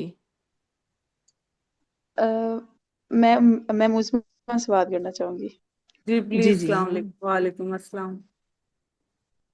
जी मैम उस्मा, ये जो हमारी रिसर्च का कोर्स चल रहा है मैम उस्मा, मेरी अंडरस्टैंडिंग के मुताबिक जो आपको समझाना चाह रही हूँ वो सिंपल ये है कि अगर आपके जहन में एक क्वेश्चन है तो एज अ क्वेश्चन ही रहना चाहिए, उसका आंसर जो प्रोसेस के बाद पता चलना चाहिए। ठीक है, आपका बिलीव है, बहुत अच्छी बात है। मैं भी अगर कोई रिसर्च कर रही हूँ, मुझे भी लगता है, जैसे कि मेरी ट्रांसलेशन की है, मुझे लगता है कि जो ट्रांसलेटर्स होते हैं वो ओरिजिनल जो हमारा कुरान की फिलॉसफी है या आइडियोलॉजी है उसको मैनिपुलेट कर देते हैं।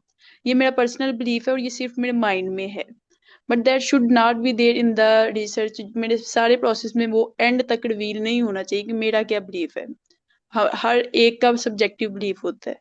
वेरी ऑब्जेक्टिवली हमें बस रीच आउट करना है, हमें प्रोसेस को मुकम्मल करना है, और उसके बाद वो बिलीफ जो है वो पूरा हो जाता है या नहीं होता, प्रूव होता है या नहीं होता, वो हमें अपनी पर्सनल हद तक रखना है। रिसर्च में इस तरह से कुछ भी नहीं होगा।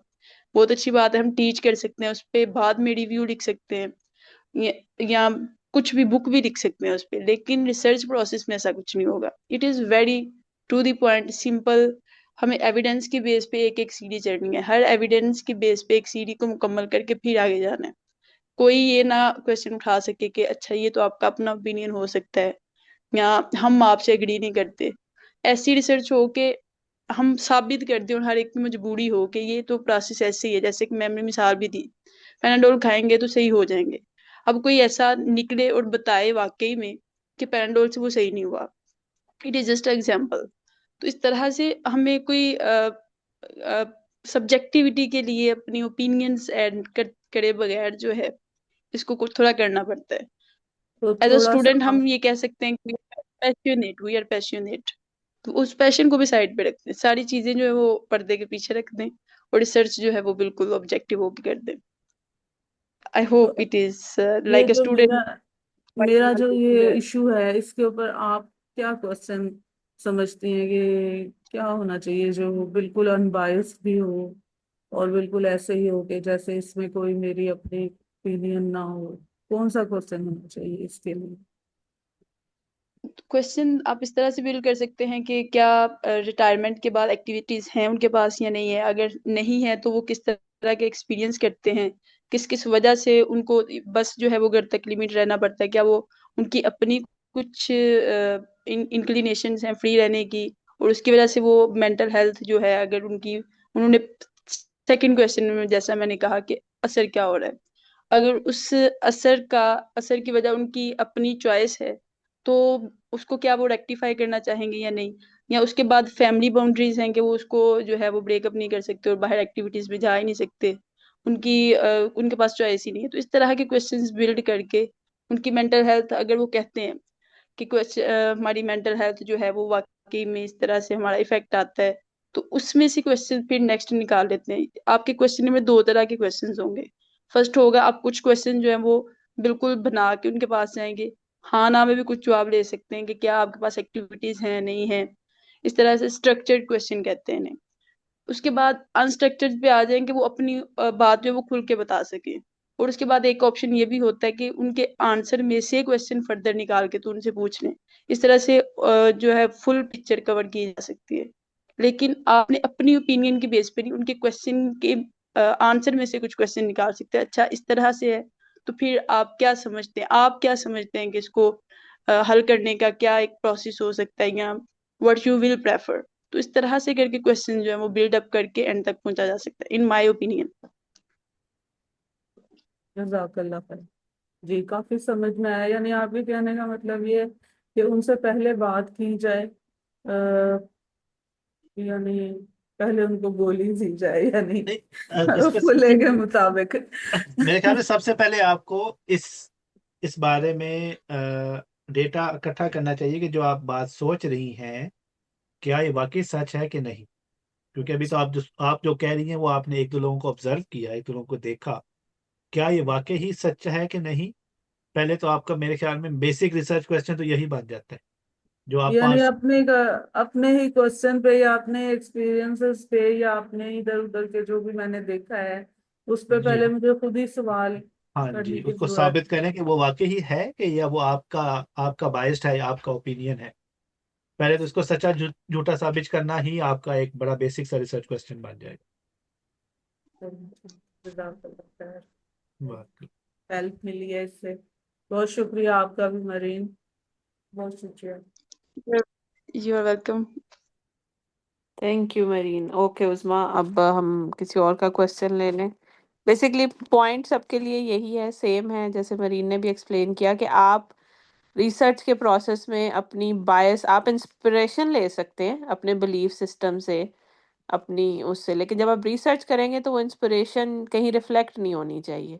आप बिल्कुल न्यूट्रल होके टू द पॉइंट जो है वो काम करेंगे, और अपनी इंस्पिरेशन के आप why you are so interested in this topic, कोई पर्सनल फीलिंग्स हो सकती हैं, आपकी रिलीजियस इंक्लिनेशन हो सकती हैं, लेकिन वो सारी चीज़ें आपके टॉपिक तक लैंड करने तक आपके साथ रहेंगी। जब आप एक दफ़ा टॉपिक में एंटर हो गए हैं, अब आपने प्रॉब्लम स्टेटमेंट बनानी है और उसके बाद का जितना प्रोसेस करना है, you have to keep it neutral, otherwise it's not research, it's just confirmation bias. जो आप सुनना चाह रहे हैं वही एको करेगा आपके पास, तो वो तो फिर टाइम वेस्ट करने वाली बात है। चले, अब कौन, who wants to discuss? Nayab का सवाल लेना है। नायाब कहीं थी, she has time. Shazia, Mareen ने भी ओके, अपना क्वेश्चन नहीं किया अभी तक, she just Mareen. Explained it to Usma. जी मैं ओके, क्वेश्चन कर सकती हूँ अभी? जी जी। जी मरीन। डॉक्टर, आपने वो होमवर्क तो देखा होगा, तो आपका फीडबैक जो है वो मुझे समझ आई है कि I can go with this topic. अभी या मेरा बस कंफ्यूजन मुझे हो रही है कि द सूरा विच आई हैव सिलेक्टेड, सूरा नजम आई हैव सिलेक्टेड, फिलोसॉफिकली वो जो है वो काफी वेट कैरी करती है। मींस उसमें टर्म्स कुछ ऐसी हैं कि फिजिक्स का कुछ कॉन्सेप्ट आता है और हम जो है वो आम अपने कल्चर में उसको कैसे ले जाते हैं। इसकी इसकी जो है वो पहली आयत में, ठीक है, मिराज का थोड़ा हिंट है, लेकिन इसको इस तरह से एग्जैजुरेट कर दिया गया है कि नबी करीम सल्लल्लाहु अलैहि वसल्लम ने सिदरतुल मुंतहा के आगे जाके अल्लाह ताला का दीदार भी किया, और इस तरह के कॉन्सेप्ट्स हैं। तो एक तो ये चीज है कि ये फिलोसॉफिकली वेट रखती है, लेकिन इसके अलावा क्या कुछ है ऐसा जो आप सजेस्ट करें एज ए सुपरवाइजर, कि इसकी बजाय मुझे उसकी तरफ जाना चाहिए, या इसमें ये मैं ठीक है? ये रिकमेंड करूंगी कि हम एक पीएचडी तफसीर एंड कुरानिक साइंसेस की ओपिनियन ले लेते हैं, and then we can go through it, because we have some people on our panel जो कि आपको गाइड कर सकते हैं बेहतर मेरे से ज़्यादा, because this is not my area of expertise। मैं भी उतनी ही नाइव हूँ जितनी आप हैं कि रिलीजियस जो है, तो इट्स बेटर कि हम आपका प्रपोजल उसे अच्छे से शेप करें, अच्छी फॉर्म में लेकर आएँ, और फिर हम एक जॉइंट मीटिंग या डिस्कशन रख लें। और आप बाकी सब के लिए भी, जिसका काम इस हद तक सीरियस होगा और they are well prepared and aware and willing to put the work and effort, तो इंशाल्लाह we can arrange domain experts जो आपको supervise कर सकेंगे domain से related। जैसे मरीन है, वो linguistics से हैं, तो she has that part sorted।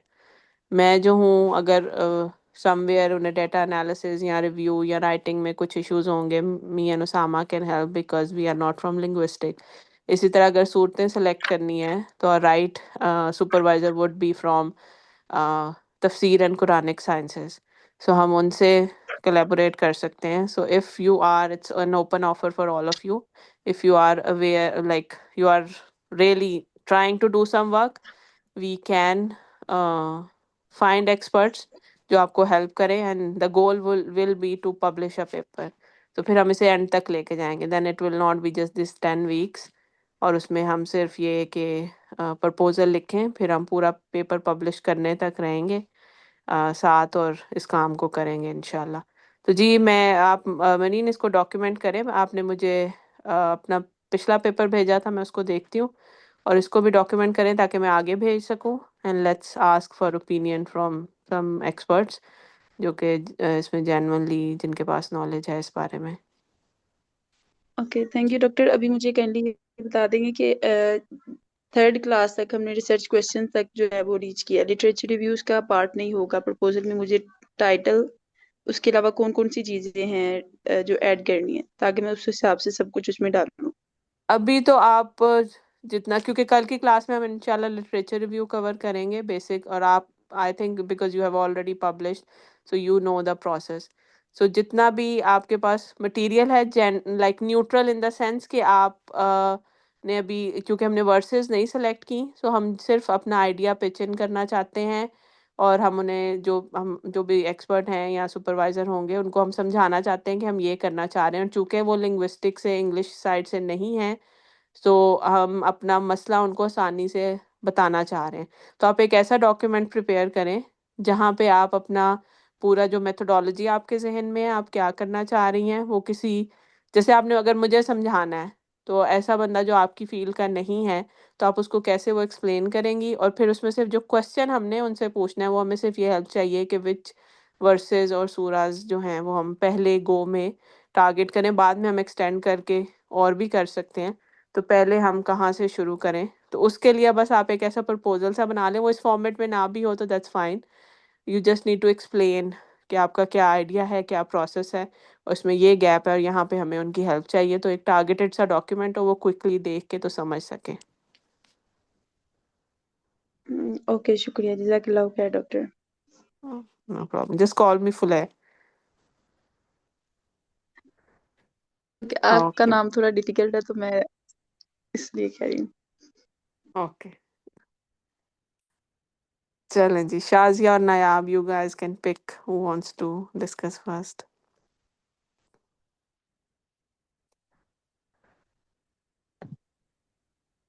Ji, Shadia, go ahead. Inshallah. Actually, I'm trying to get my answers from everyone's explanation. ठीक है, अस्सलाम वालेकुम। वालेकुम। जैसे अभी जो इनका उज़्मा का मेरे ख्याल से टॉपिक है और मेरा टॉपिक काफी मिलता जुलता ही है, और आपसे रिसर्च पे बात हुई है, तो उस पे रिटायरमेंट वाले पे बात जो थी वो मेरा ही टॉपिक था। अच्छा, उसमें मेरे पास बहुत सारी चीजें आ रही हैं। जैसे आज अभी आपने इसको शॉर्ट नैरो डाउन किया है इनकी बात को, तो उससे समझ तो ये आ रहा है कि जो आपने कहा कि हम लोग पहले से एक अपना पॉइंट ऑफ व्यू बना चुके हैं और उसके बाद हम बात करना, रिसर्च करना चाहें, तो उसका तो कोई फायदा नहीं है। ठीक है, जैसे कि मुझे लगता है कि ये चीजें हैं। और आपने जैसे कहा कि आपके पास कितने लोग हैं, 1000 लोग हैं, तो 1000 लोग मेरे पास नहीं है। ठीक, लेकिन इसके बारे में अगर आपके टाइम हो तो मैं थोड़ा सा जो चीजें मुझे दिमाग में आ रही है मैं आपको वही बताऊंगी। कि एक तो ये कि जैसे मुझे याद है कि जब मेरे फादर की बीमार थे, तो उसमें मेरे चचा वगैरह सब लोग जो बाहर रहते हैं, बहुत से लोग बाहर होते हैं, बाहर के मुल्कों में ये जो ओल्ड होम बहुत ज्यादा कॉमन है, वहाँ पे लोनलीनेस बहुत ज्यादा है। और वहाँ पे जो होता है ना कि आप लोग फिर बिल्कुल अल्जाइमर बहुत ज्यादा है।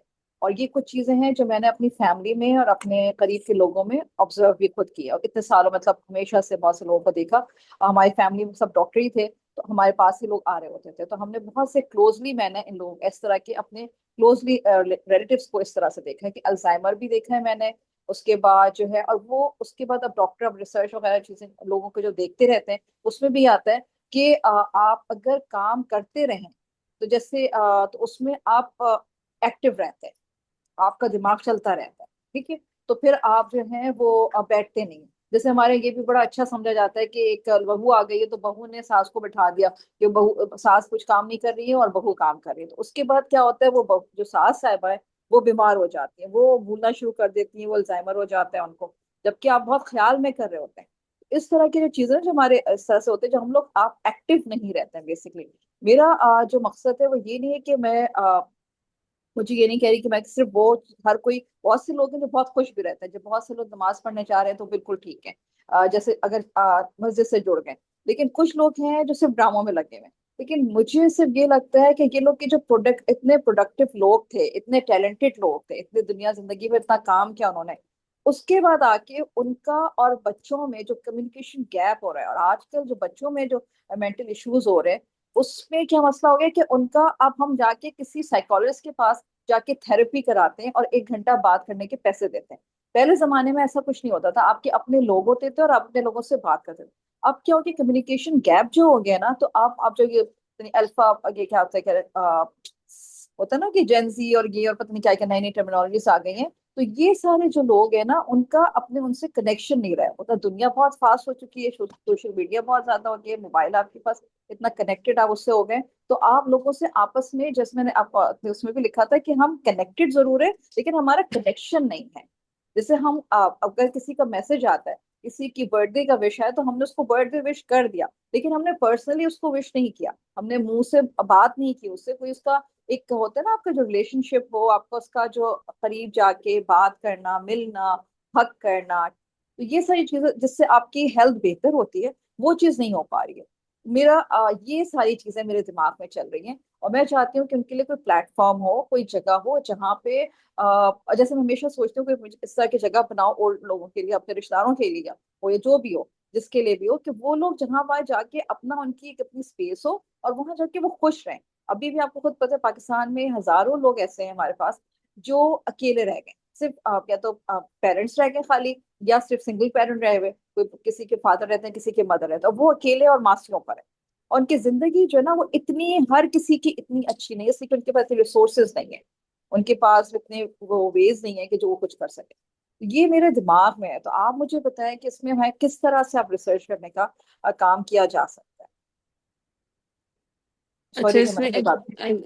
अगेन एक ये है कि मतलब आपके काम और आइडियाज में कोई मसला नहीं है, but they are hmm, not fit for a research class. That's the only problem. कि आप इसे जी। रिसर्च प्रॉब्लम क्यों समझ रही हैं? व्हाई शुडंट इट बी कि आप जैसे कोई ऑर्गेनाइजेशन खोलें और वहाँ पे कुछ हम्म, सर्विसेज ऑफर करें। जब आप इसे रिसर्च प्रॉब्लम कह देते हैं तो इसका मतलब है कि you are trying to understand कि व्हाट्स हैपनिंग। अभी आप कंफ्यूज्ड हैं कि आपने उनकी हेल्प कैसे करनी है, क्योंकि आपको यही नहीं पता कि वो क्या फैक्टर्स हैं जो रोल हम्म, प्ले कर रहे हैं इसके होने में। You have many assumptions but you want to check them कि क्या वाकई ही ये इस वजह से ही हो रहा है। और अगर ये जब आपको एक दफा पता चल जाएगा कि लेट्स से, जैसे ये it's a well known research kind of कि मतलब इस पे वेल रिसर्च्ड है ये टॉपिक कि there are some neuroprotective agent, जैसे आपने अल्जाइमर्स के साथ लिंक किया है।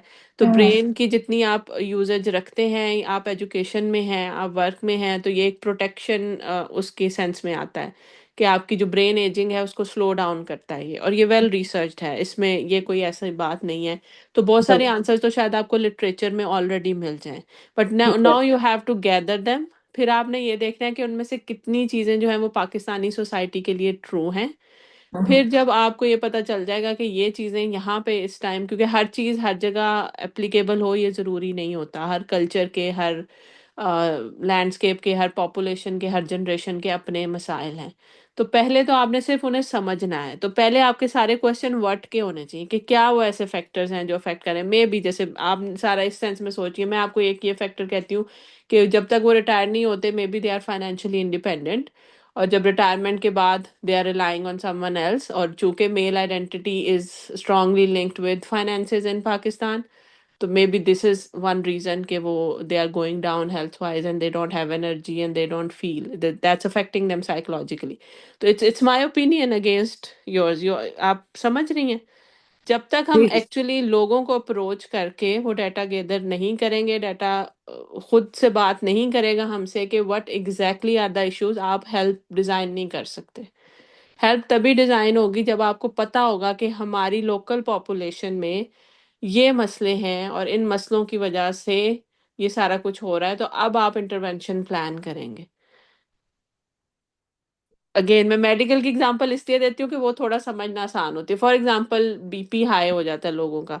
अब उसकी बहुत सारी वजूहात हो सकती हैं। किसी को हार्ट का जेन्युइन मसला हो सकता है, किसी को वेन्स का, वॉल्स का इशू हो सकता है, किसी को एंगर मैनेजमेंट इश्यूज हो सकते हैं, किसी को हार्मोनल इश्यूज की वजह से बीपी हाई हो सकता है, या उससे भी आसान मिसाल ले लें, फीवर आपको ऑलमोस्ट हर बीमारी में जो है रिस्पॉन्स में फीवर होता है, लेकिन फीवर जो है that's not the real problem ये है कि वो फीवर हो किस वजह से रहा है।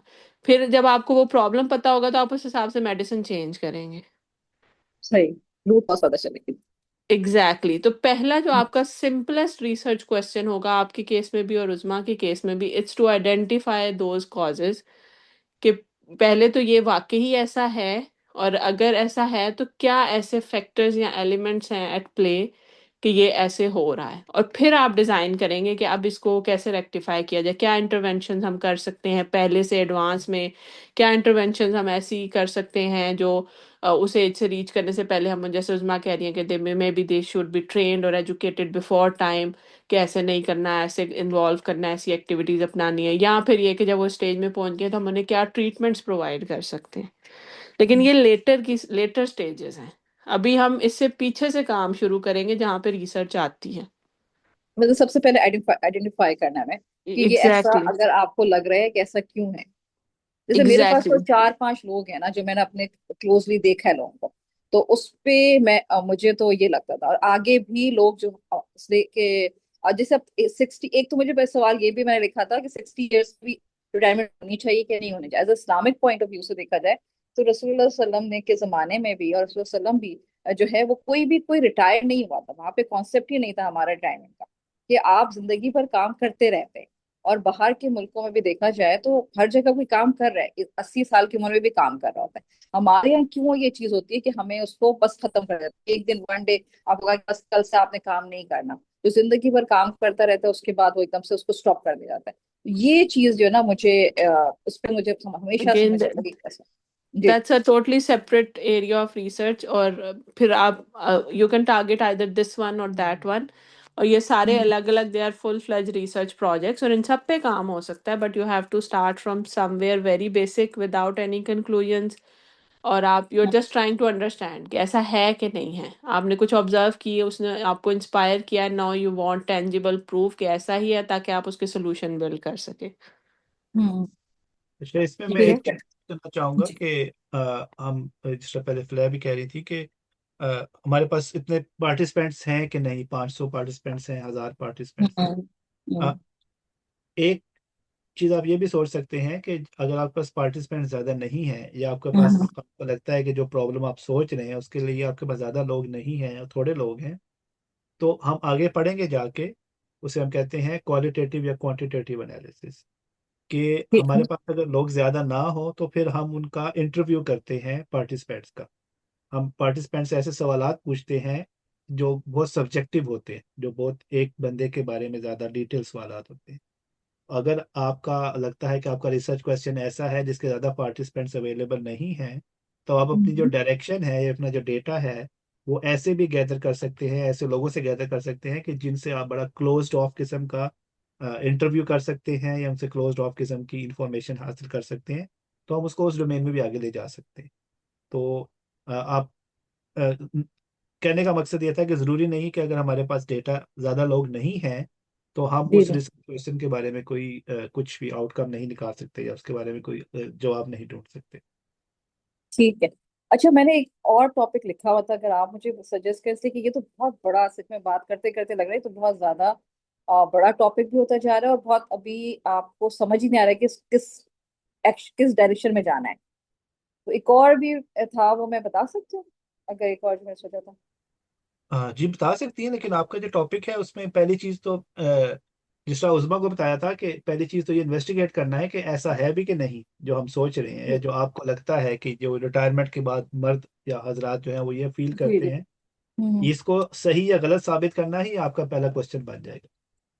ठीक है, पहले इन्वेस्टिगेट करें, पहले आइडेंटिफाई करें हाँ और जी, अगर आप उसको एज अ रिसर्च के, अगेन बात coming back to the scope of this course, कि इस कोर्स का मकसद ये है कि हम ऐसे एक एक्सरसाइज से गुजर जाएं कि जिसमें हम्म। कोई भी एक रिसर्च टॉपिक हो, उसके बारे में हम इन्वेस्टिगेट करके डेटा इकट्ठा करके, या फिर एटलीस्ट ये कर सकें कि हम उसके बारे में बात कर सकें कि हाँ ये मैंने इस पूरे प्रोसेस से गुजारा है उस प्रॉब्लम को या इस सवाल को। अगर हम ठीक। वो कर लेंगे उसके बाद हम फ्यूचर में ऑफ कोर्स काफी सारे टॉपिक्स कर सकते हैं। तो अगेन उसका दूसरा वक्त। वजह यह है सॉरी। कि थोड़ी सी चीज नैरो डाउन रखें, बहुत ज्यादा ब्रॉड ना जाए, बहुत स्पेसिफिक छोटा सवाल हो जाए, बहुत बड़ा सवाल ना हो, लेकिन बड़ा नैरो डाउन सा सवाल हो। ठीक है, so जैसे आज आपने बताया है कि इस तरह की क्वेश्चंस ना हो, तो इसको मैं इसको आगे जैसे अगर मैं जैसे मुझे आइडेंटिफाई करना है कि वे कॉजेस हैं क्या, वजह मतलब ये सब चीजें हैं मैं जो अस्यूम कर रही हूँ वो चीज सही भी है कि नहीं सही है, तो उसको हम किस तरह से अब आगे लेके चलेंगे? उसका एक न्यूट्रल क्वेश्चन बनाएं और उसके उसका बारे में न्यूट्रल डाटा इकट्ठा करें। फिर वो आपका जो आपको लगता है कि ये ऐसा है, क्या पता वैसा ना हो, आपको लगता हो ऐसा है, या जिन दो लोगों को आप देख रही हो वो सिर्फ वो दो लोग ऐसे होते हो, बड़ी पॉपुलेशन से ना बिहेव करती हो। सही सही। क्या आप कुछ कह रही थी? मैं यही कहना चाह रही थी कि इवन अगर हम रिसर्च, बेसिकली इस कोर्स के दो मकसद हैं। एक तो जो लोग जेन्युइनली इस तरफ जाना चाहते हैं, they have time and energy and mindset, वो उसको परस्यू करें। और अगर वो नहीं भी है तो आप लोगों को ये क्लैरिटी हो जाए कि रिसर्च कहते किसे हैं, क्योंकि पाकिस्तान में रिसर्च के वर्ड को अब्यूज़ किया जाता है, मिसयूज़ भी नहीं, अब्यूज़ किया जाता है। आप कोई भी स्टेटमेंट अगला दे के तो उसके साथ रिसर्च लिख के लगा देते हैं और कहते हैं कि ये बड़ी कोई गहरी बात हुई है क्योंकि इसके साथ रिसर्च का वर्ड है। Basically, research is not about opinion. Research is not about your point of views.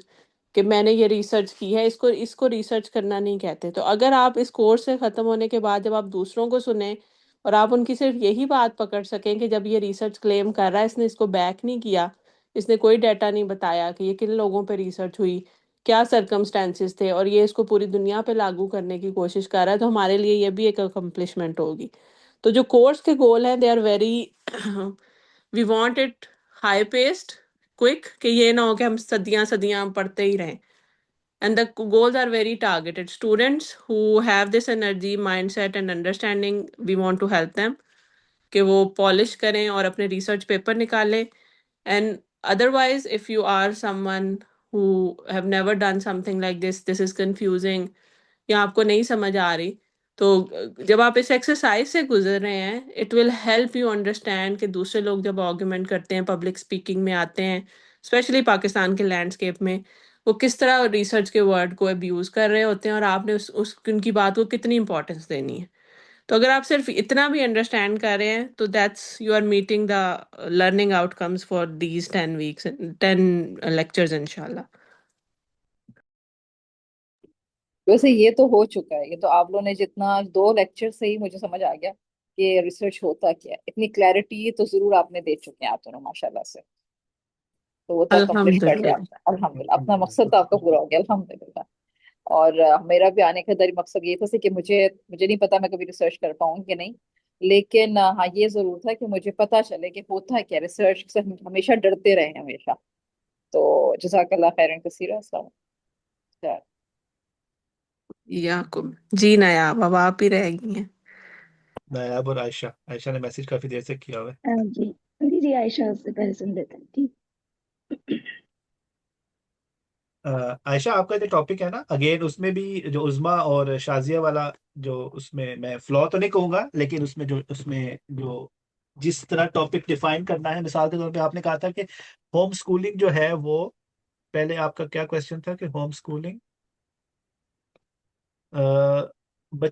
के इफेक्ट्स क्या होते हैं। वेरी ब्रॉड, बहुत बहुत बड़ा टॉपिक है, इसको नैरो डाउन करने की जरूरत है। नैरो डाउन कैसे किया जा सकता है? जिस तरह हमने उज़्मा का या शाजिया का टॉपिक नैरो डाउन किया, पहले तो हमने ये देखना है कि ऐसे लोग या ऐसे दो ग्रुप ऑफ किड्स या दो बच्चों के ग्रुप, एक जो स्कूल जाते रहे, दूसरे जो होम स्कूलिंग करते रहे, अब हम उनके दरमियान कंपैरिजन क्या कर सकते हैं। फिर उसके लिए आपको क्राइटेरिया डिफाइन करना पड़ेगा। मिसाल के तौर पे आप ये कह सकते हैं कि अच्छा, अ, इन इन सब्जेक्ट्स का क्राइटेरिया डिफाइन कर सकते हैं हम कि अच्छा उनका मैथ्स कैसा था, उनकी इंग्लिश कैसी थी, उनका सोशल स्किल्स कैसे थे, वो लोगों में घुलते मिलते कैसे थे। ये 3 4 5 सवाल आप आइडेंटिफाई करें उन बच्चों को जो कि होम स्कूलिंग करते रहे हैं, उन बच्चों को जो स्कूल जाके पढ़ते रहे हैं। तो इस बेस पे आप कंपैरिजन कर सकते हैं। आप में से ये टॉपिक निकल सकता है एक। आई होप क्लियर हुई ये बात।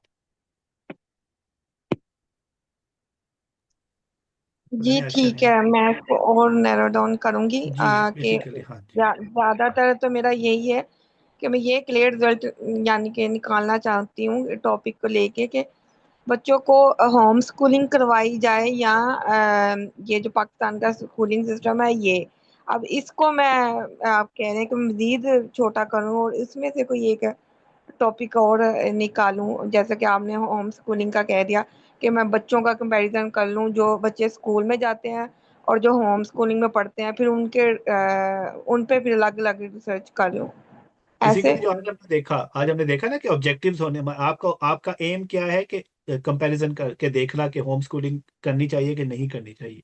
अब उसके अंदर जी ऑब्जेक्टिव्स आ जाएंगे कि अच्छा उसमें आपके क्या है, क्या क्या देखना चाहती हैं कि जो बच्चे स्कूल जाते हैं उनमें क्या है क्या नहीं है। वो फिर अब उसकी बेस पे आपके क्वेश्चन बन जाएंगे, सॉरी, रिसर्च क्वेश्चन। अपना एम देखें जी के अंदर से ऑब्जेक्टिव निकालें, उस ऑब्जेक्टिव के साथ अपने सवालात निकालें कि अच्छा इन ऑब्जेक्टिव्स को अचीव करने के लिए क्या क्या सवाल मुझे चाहिए होंगे। जिस तरह मैंने कुछ एग्जांपल्स दी, आप उसको मजीद रिफाइन कर सकती हैं अपने हिसाब से, जो आपके दिमाग में, जो आपके माइंड में आइडिया है कि क्या करना चाहती हैं। ठीक है, मुझे समझ आ गया, थैंक यू सो मच। या,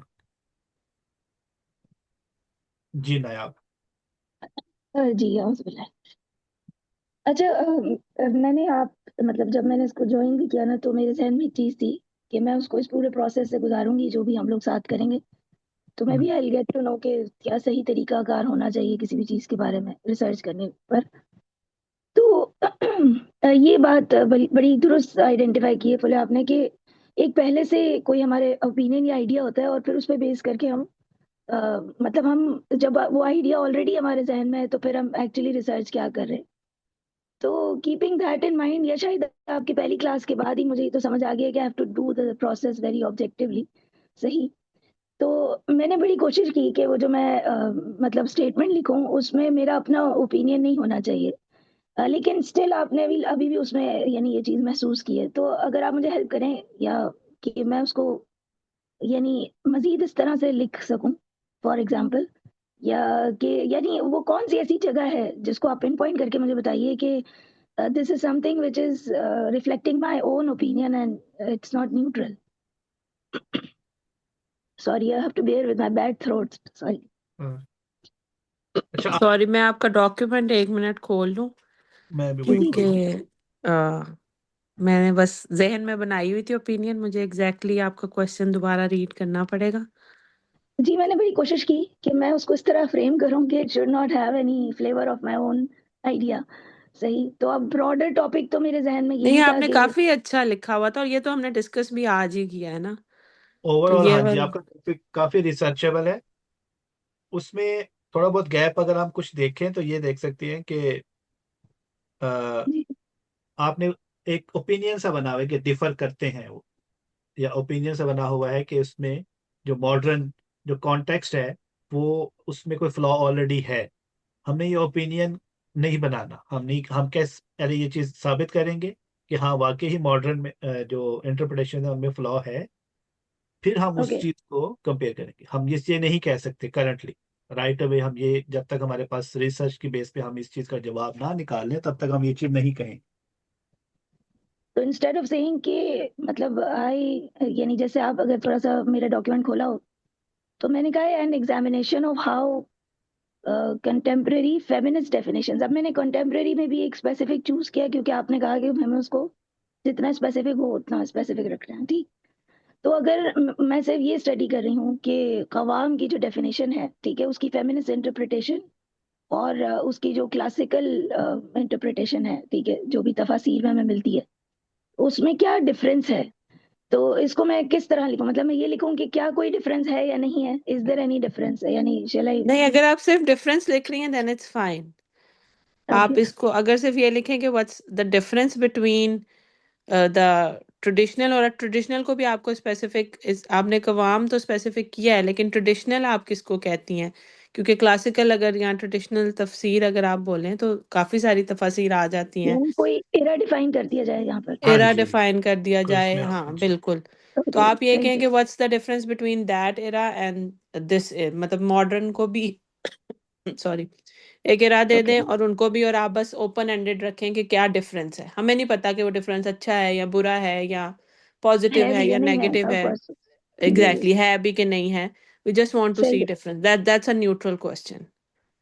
okay, now I have another question. Like अब हमें पता लगता है कि बहुत सारे अहकामात जब आप एक साथ स्टडी करते हैं, यानी आप होलिस्टिकली अंडरस्टैंड करते हैं, कि अल्लाह ताला ने मर्द और औरत पे क्या जिम्मेदारियां डाली हैं, तो उसके बाद आपको जो दीन इस्लाम का एक मिजाज है ना वो समझ में आता है। अब मैं अपनी बात अगर समझा पाऊँ, और समटाइम्स ऐसा होता है कि जब हम एक स्पेसिफिक एरिया को डिस्कस करके वहाँ पे रुक जाते हैं, तो कुछ चीजें जो है वो बहुत सारे उसूल एक साथ समझ के आ रही होती हैं, ठीक है। इसीलिए आप ऊपर देखेंगे कि मैंने बहुत सारे पोटेंशियल टॉपिक्स लिखे हैं कि शायद हम एक साथ बहुत सारी चीजें स्टडी करें तो फिर हमें समझ आएगा कि जो फेमिनिस्ट अप्रोच है उसका क्या मिजाज है, और जो क्लासिकल फॉर इंस्टेंस कोई खास एरा के स्कॉलरशिप थी उनकी क्या अप्रोच थी, कि इस्लाम या दीन इस्लाम का मिजाज क्या है, ठीक है।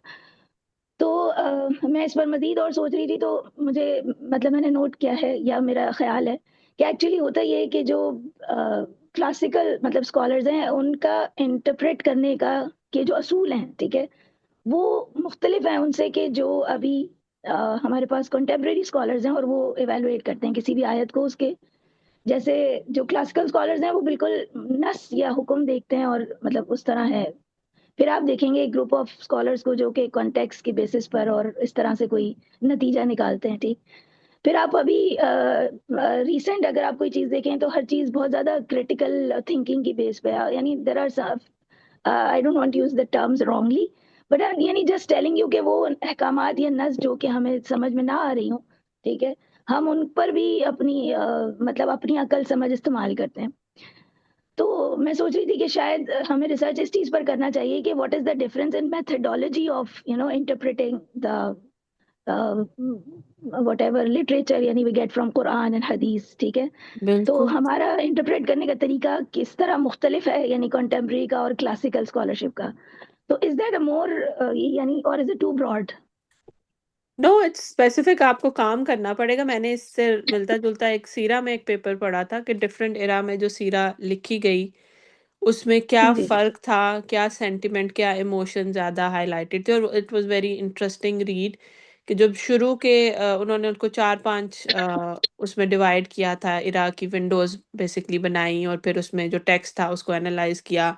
और उसमें प्रॉफिट सल्लल्लाहु अलैहि वसल्लम का क्या परसोना बन रहा है, कि जैसे बिल्कुल जो जी आप सल्लल्लाहु अलैहि वसल्लम के बाद का जो टाइम था जब मुसलमान फाते थे, तो he had this super hero kind of attributes associated to him. Everything was believed कि वो ये भी कर सकते थे, वो ऐसे भी कर सकते थे। उसको कंपेयर करें अब आजकल के टाइम पे जब मुसलमान पिसे हुए हैं, तो we are trying to justify कि पता नहीं शक्कुल कमर भी हुआ था कि नहीं, मेराज असल थी कि नहीं। So they basically they have right. divided the whole timeline into different windows, और उसमें मुसलमानों की civilizational growth या क्या उसमें switches आ रहे थे, and सीरा की जो books थी, and it was a deep research, like they have studied a lot of literature और उसकी vocabulary पे to make it tangible, कि अपनी interpretation नहीं, कि किस किस्म की wording या personality से को डिस्क्राइब करने के लिए क्या अल्फाज का इस्तेमाल जो है वो किया गया डिफरेंट इराज में, और फिर उस लैंग्वेज को कंपेयर करके उसकी इंटरप्रिटेशन निकालना। And it was such an interesting read, and मैंने कभी ऐसे नहीं सोचा था कि सीरा को इस एंगल से देखना। और जाहिर बात है जब आप किसी खास इरा की सीरा की बुक पढ़ोगे तो you will have that flavour about profit सल्लल्लाहु अलैहि वसल्लम, एंड वो फ्लेवर जो है वो उस दौर की सारी डायनामिक्स को रिफ्लेक्ट कर रहा है, सिविलाइजेशन की स्टेज को रिफ्लेक्ट कर रहा है। So it was a good research in the sense कि yes, we should all be aware of this, कि हमेशा translations हों, तफासिर हों या फिक के मसाइल हों, ये सारी चीज़ें अफेक्ट करती हैं, और हो सकता है ऑलरेडी किसी ने इस पे काम किया हो। तो it's a good topic but a big topic. It's more of a PhD thesis topic than uh, ठीक 10 ठीक। week topic. तो अगर आप if you are willing to work, so why not? But again, you will not perceive कि कौन सही है कौन गलत है, you will just try to understand the differences, और वो डिफरेंसेस भी आप ठीक है। ऑब्जेक्टिव मेयर्स की बेसिस पे उन्हें ग्रिप करेंगी, कि जैसे उन्होंने लैंग्वेज और वोकेबलरी और किस तरह की फीलिंग्स और इमोशंस, क्योंकि जब आप टेक्स्ट लिखते हैं तो you can pick on certain things. तो आप अपना मेथड जो है वो ऐसा बनाएंगी जो सिस्टमैटिक हो, ऑब्जेक्टिव हो। इट्स नॉट कि नायाब पढ़ रही है तो वो ये समझ रही है और मैं पढ़ूंगी तो मैं कुछ और भी समझ सकती हूँ। It should not be like that. Okay सही। और अगर हमें कोई भी इस तरह की डोमेन में रिसर्च करनी है फॉर एग्जांपल, तो is there any prerequisite, यानी ऑफ कोर्स जैसे जैसे आपने कहा कि it sounds like a PhD, You just this need topic something. people to guide you. You need supervisors, Okay, or you need time and energy uh, of course. जी जी. and commitment. And then you need supervisors, और कुछ भी नहीं, आपको वो लोग चाहिए, आपको कोई सीरा का एक्सपर्ट चाहिए होगा। अगर आप डेटा या लैंग्वेजेस से डील कर रही हैं, इंग्लिश में पढ़ रही हैं, आप अरेबिक नहीं पढ़ सकती, then you need people from English language. So you need domain experts to guide you through that process, क्योंकि आप अब अकेली नहीं ये काम कर सकती। You need people to mentor you, guide you, and effort आपकी होगी, but they will give you their the sense of direction. वो आपको लिमिट में रखेंगे कि यहाँ आप ओवरबोर्ड जा रही हैं, because it's very easy to get lost in research. आप शुरू कहीं से करते हो और आप चलते चलते कहीं और पहुंच जाते हो। तो सुपरवाइजर्स का मेन काम ये होता है कि आपको ट्रैक पे रखना, आपको जब आप डाउन हो, आपको आगे कोई रास्ता नहीं नजर आ रहा, to give you that sense of direction. And again उनके पास जो तजर्बा होता है, इतने सालों का डोमेन का नॉलेज होता है, वो समझ आपको वो ट्रांसफर तो नहीं कर सकते, but when you are stuck at a problem they can guide you. And as you know we are trying to run a project similar to that. तो अगर आप सीरियस है इस पे काम करने के लिए, we can contact people who can guide you, who can take you. Actually, we have maybe काफी टाइम हो गया है. We can discuss on this later. Like जो हमारा एक डिपार्टमेंट है उसके अंदर हम इस तरह के एक टॉपिक को लेकर स्टार्ट करने वाले हैं. So after taking your lectures, I was thinking that it should be more यानी हमें ज़्यादा ऑर्गेनाइज वे में चीज़ों को करना चाहिए rather than कि आप बस सारे रैंडमली कुछ भी इकट्ठा किया और फिर उसको शाया करने की कोशिश की, यानी लोगों में बयान की कोशिश की. तो बहरहाल इस पर बात करते हैं इंशाल्लाह. बहुत शुक्रिया, जज़ाकल्लाह खैर. I got the answer to my question by the way. Okay, जज़ाकल्लाह खैर। अगर कोई क्वेश्चन नहीं है अब तो हम इसको ख़त्म कर सकते हैं, सेशन काफ़ी लंबा हो गया है। ये होमवर्क का देखना कि होमवर्क में आपने ये 4 पॉइंट्स करके आने हैं।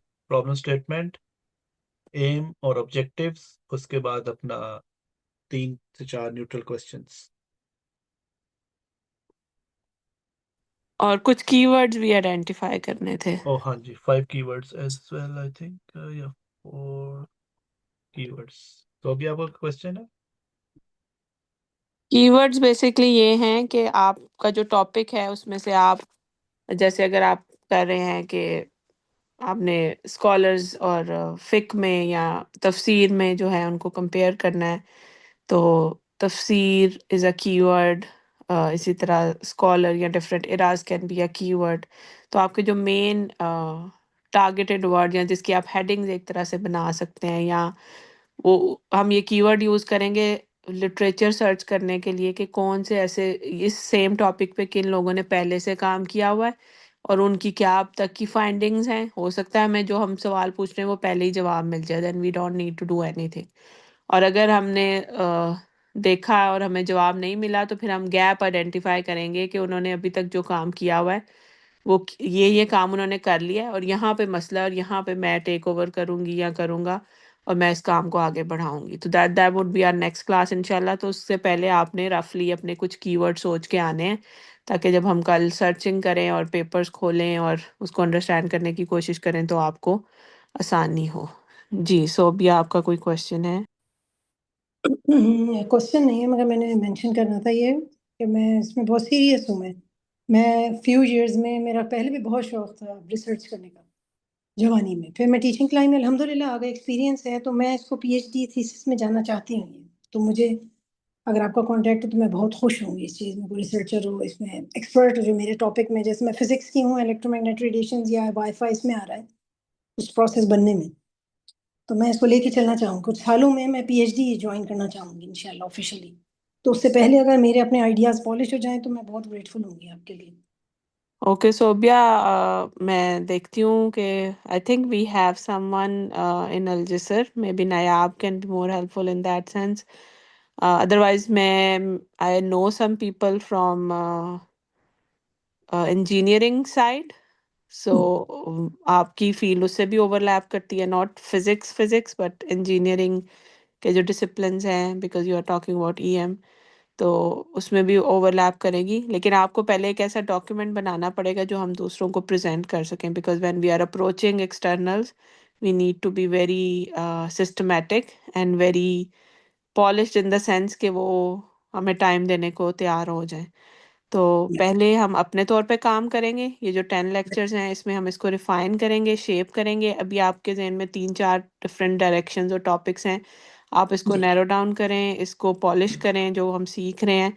तो फिर जब हमारे पास इस फॉर्म में आ जाएगा जो हमें लगेगा कि अब हम we can contact people and we can share it further, ताकि हम उनकी फीडबैक लें। बाकी you can stay attach to us, mainly हम आपको गाइड करेंगे, लेकिन जहाँ भी हमें एक्सपर्ट, डोमेन एक्सपर्ट की ज़रूरत होगी टेक्निकल ओपिनियंस के लिए, क्योंकि एक तो रिसर्च का वो प्रोसेस है जो जेनेरिक है, जो कि किसी भी टॉपिक पे आप करें वो सेम ही रहता है।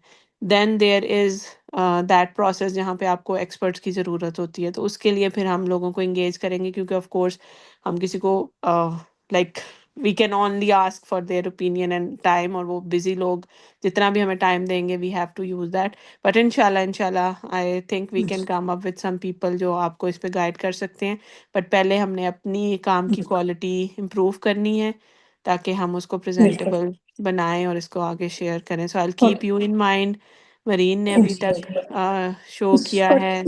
एक इसमें बाद में ब्रेन पे भी इफेक्ट्स असल में इसमें रिसर्च करना चाह रही हूँ, तो आप भी ब्रेन की एक्सपर्ट हैं, वो भी इसमें ब्रेन पे इसके कैसे इफेक्ट्स हो रहे हैं सारे, नहीं, मैं मेमोरी ब्रेन की एक्सपर्ट नहीं हूँ, लेकिन मैंने ऐसे डॉक्टर्स और basically my last lab was with neuroscientist and psychologist. मैं फोर्सनली डेटा साइंस से हूँ, I just work in any data, वो डाटा किसी भी एरिया का हो I can work with it.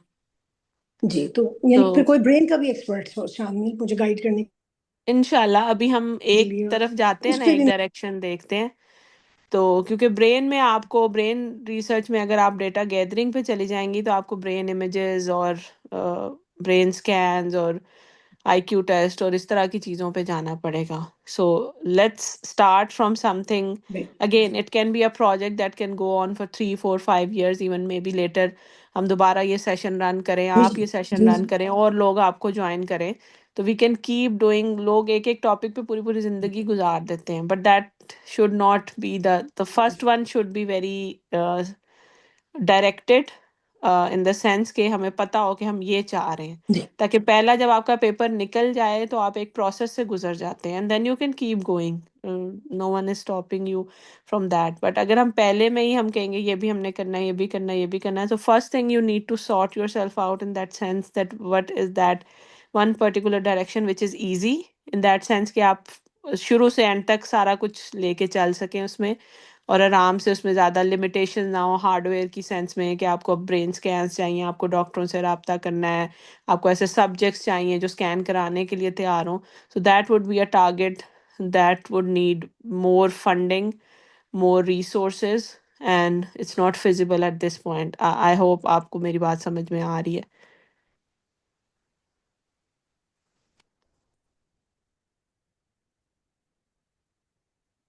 Sobia, are you in? Thank you. Okay. Just stay in touch and inshallah we'll keep working. जो लोग भी इसको seriously pursue करना चाह रहे हैं, they can get in touch with me personally, and we can, inshallah, even after 10 lectures, we will continue working and we will uh, do serious work. And मैं आप लोगों को और चीज़ों के related भी, there is a systematic way we are working on it. I'll guide you guys, inshallah. चलो, I think ख़त्म करते हैं if there is no more questions.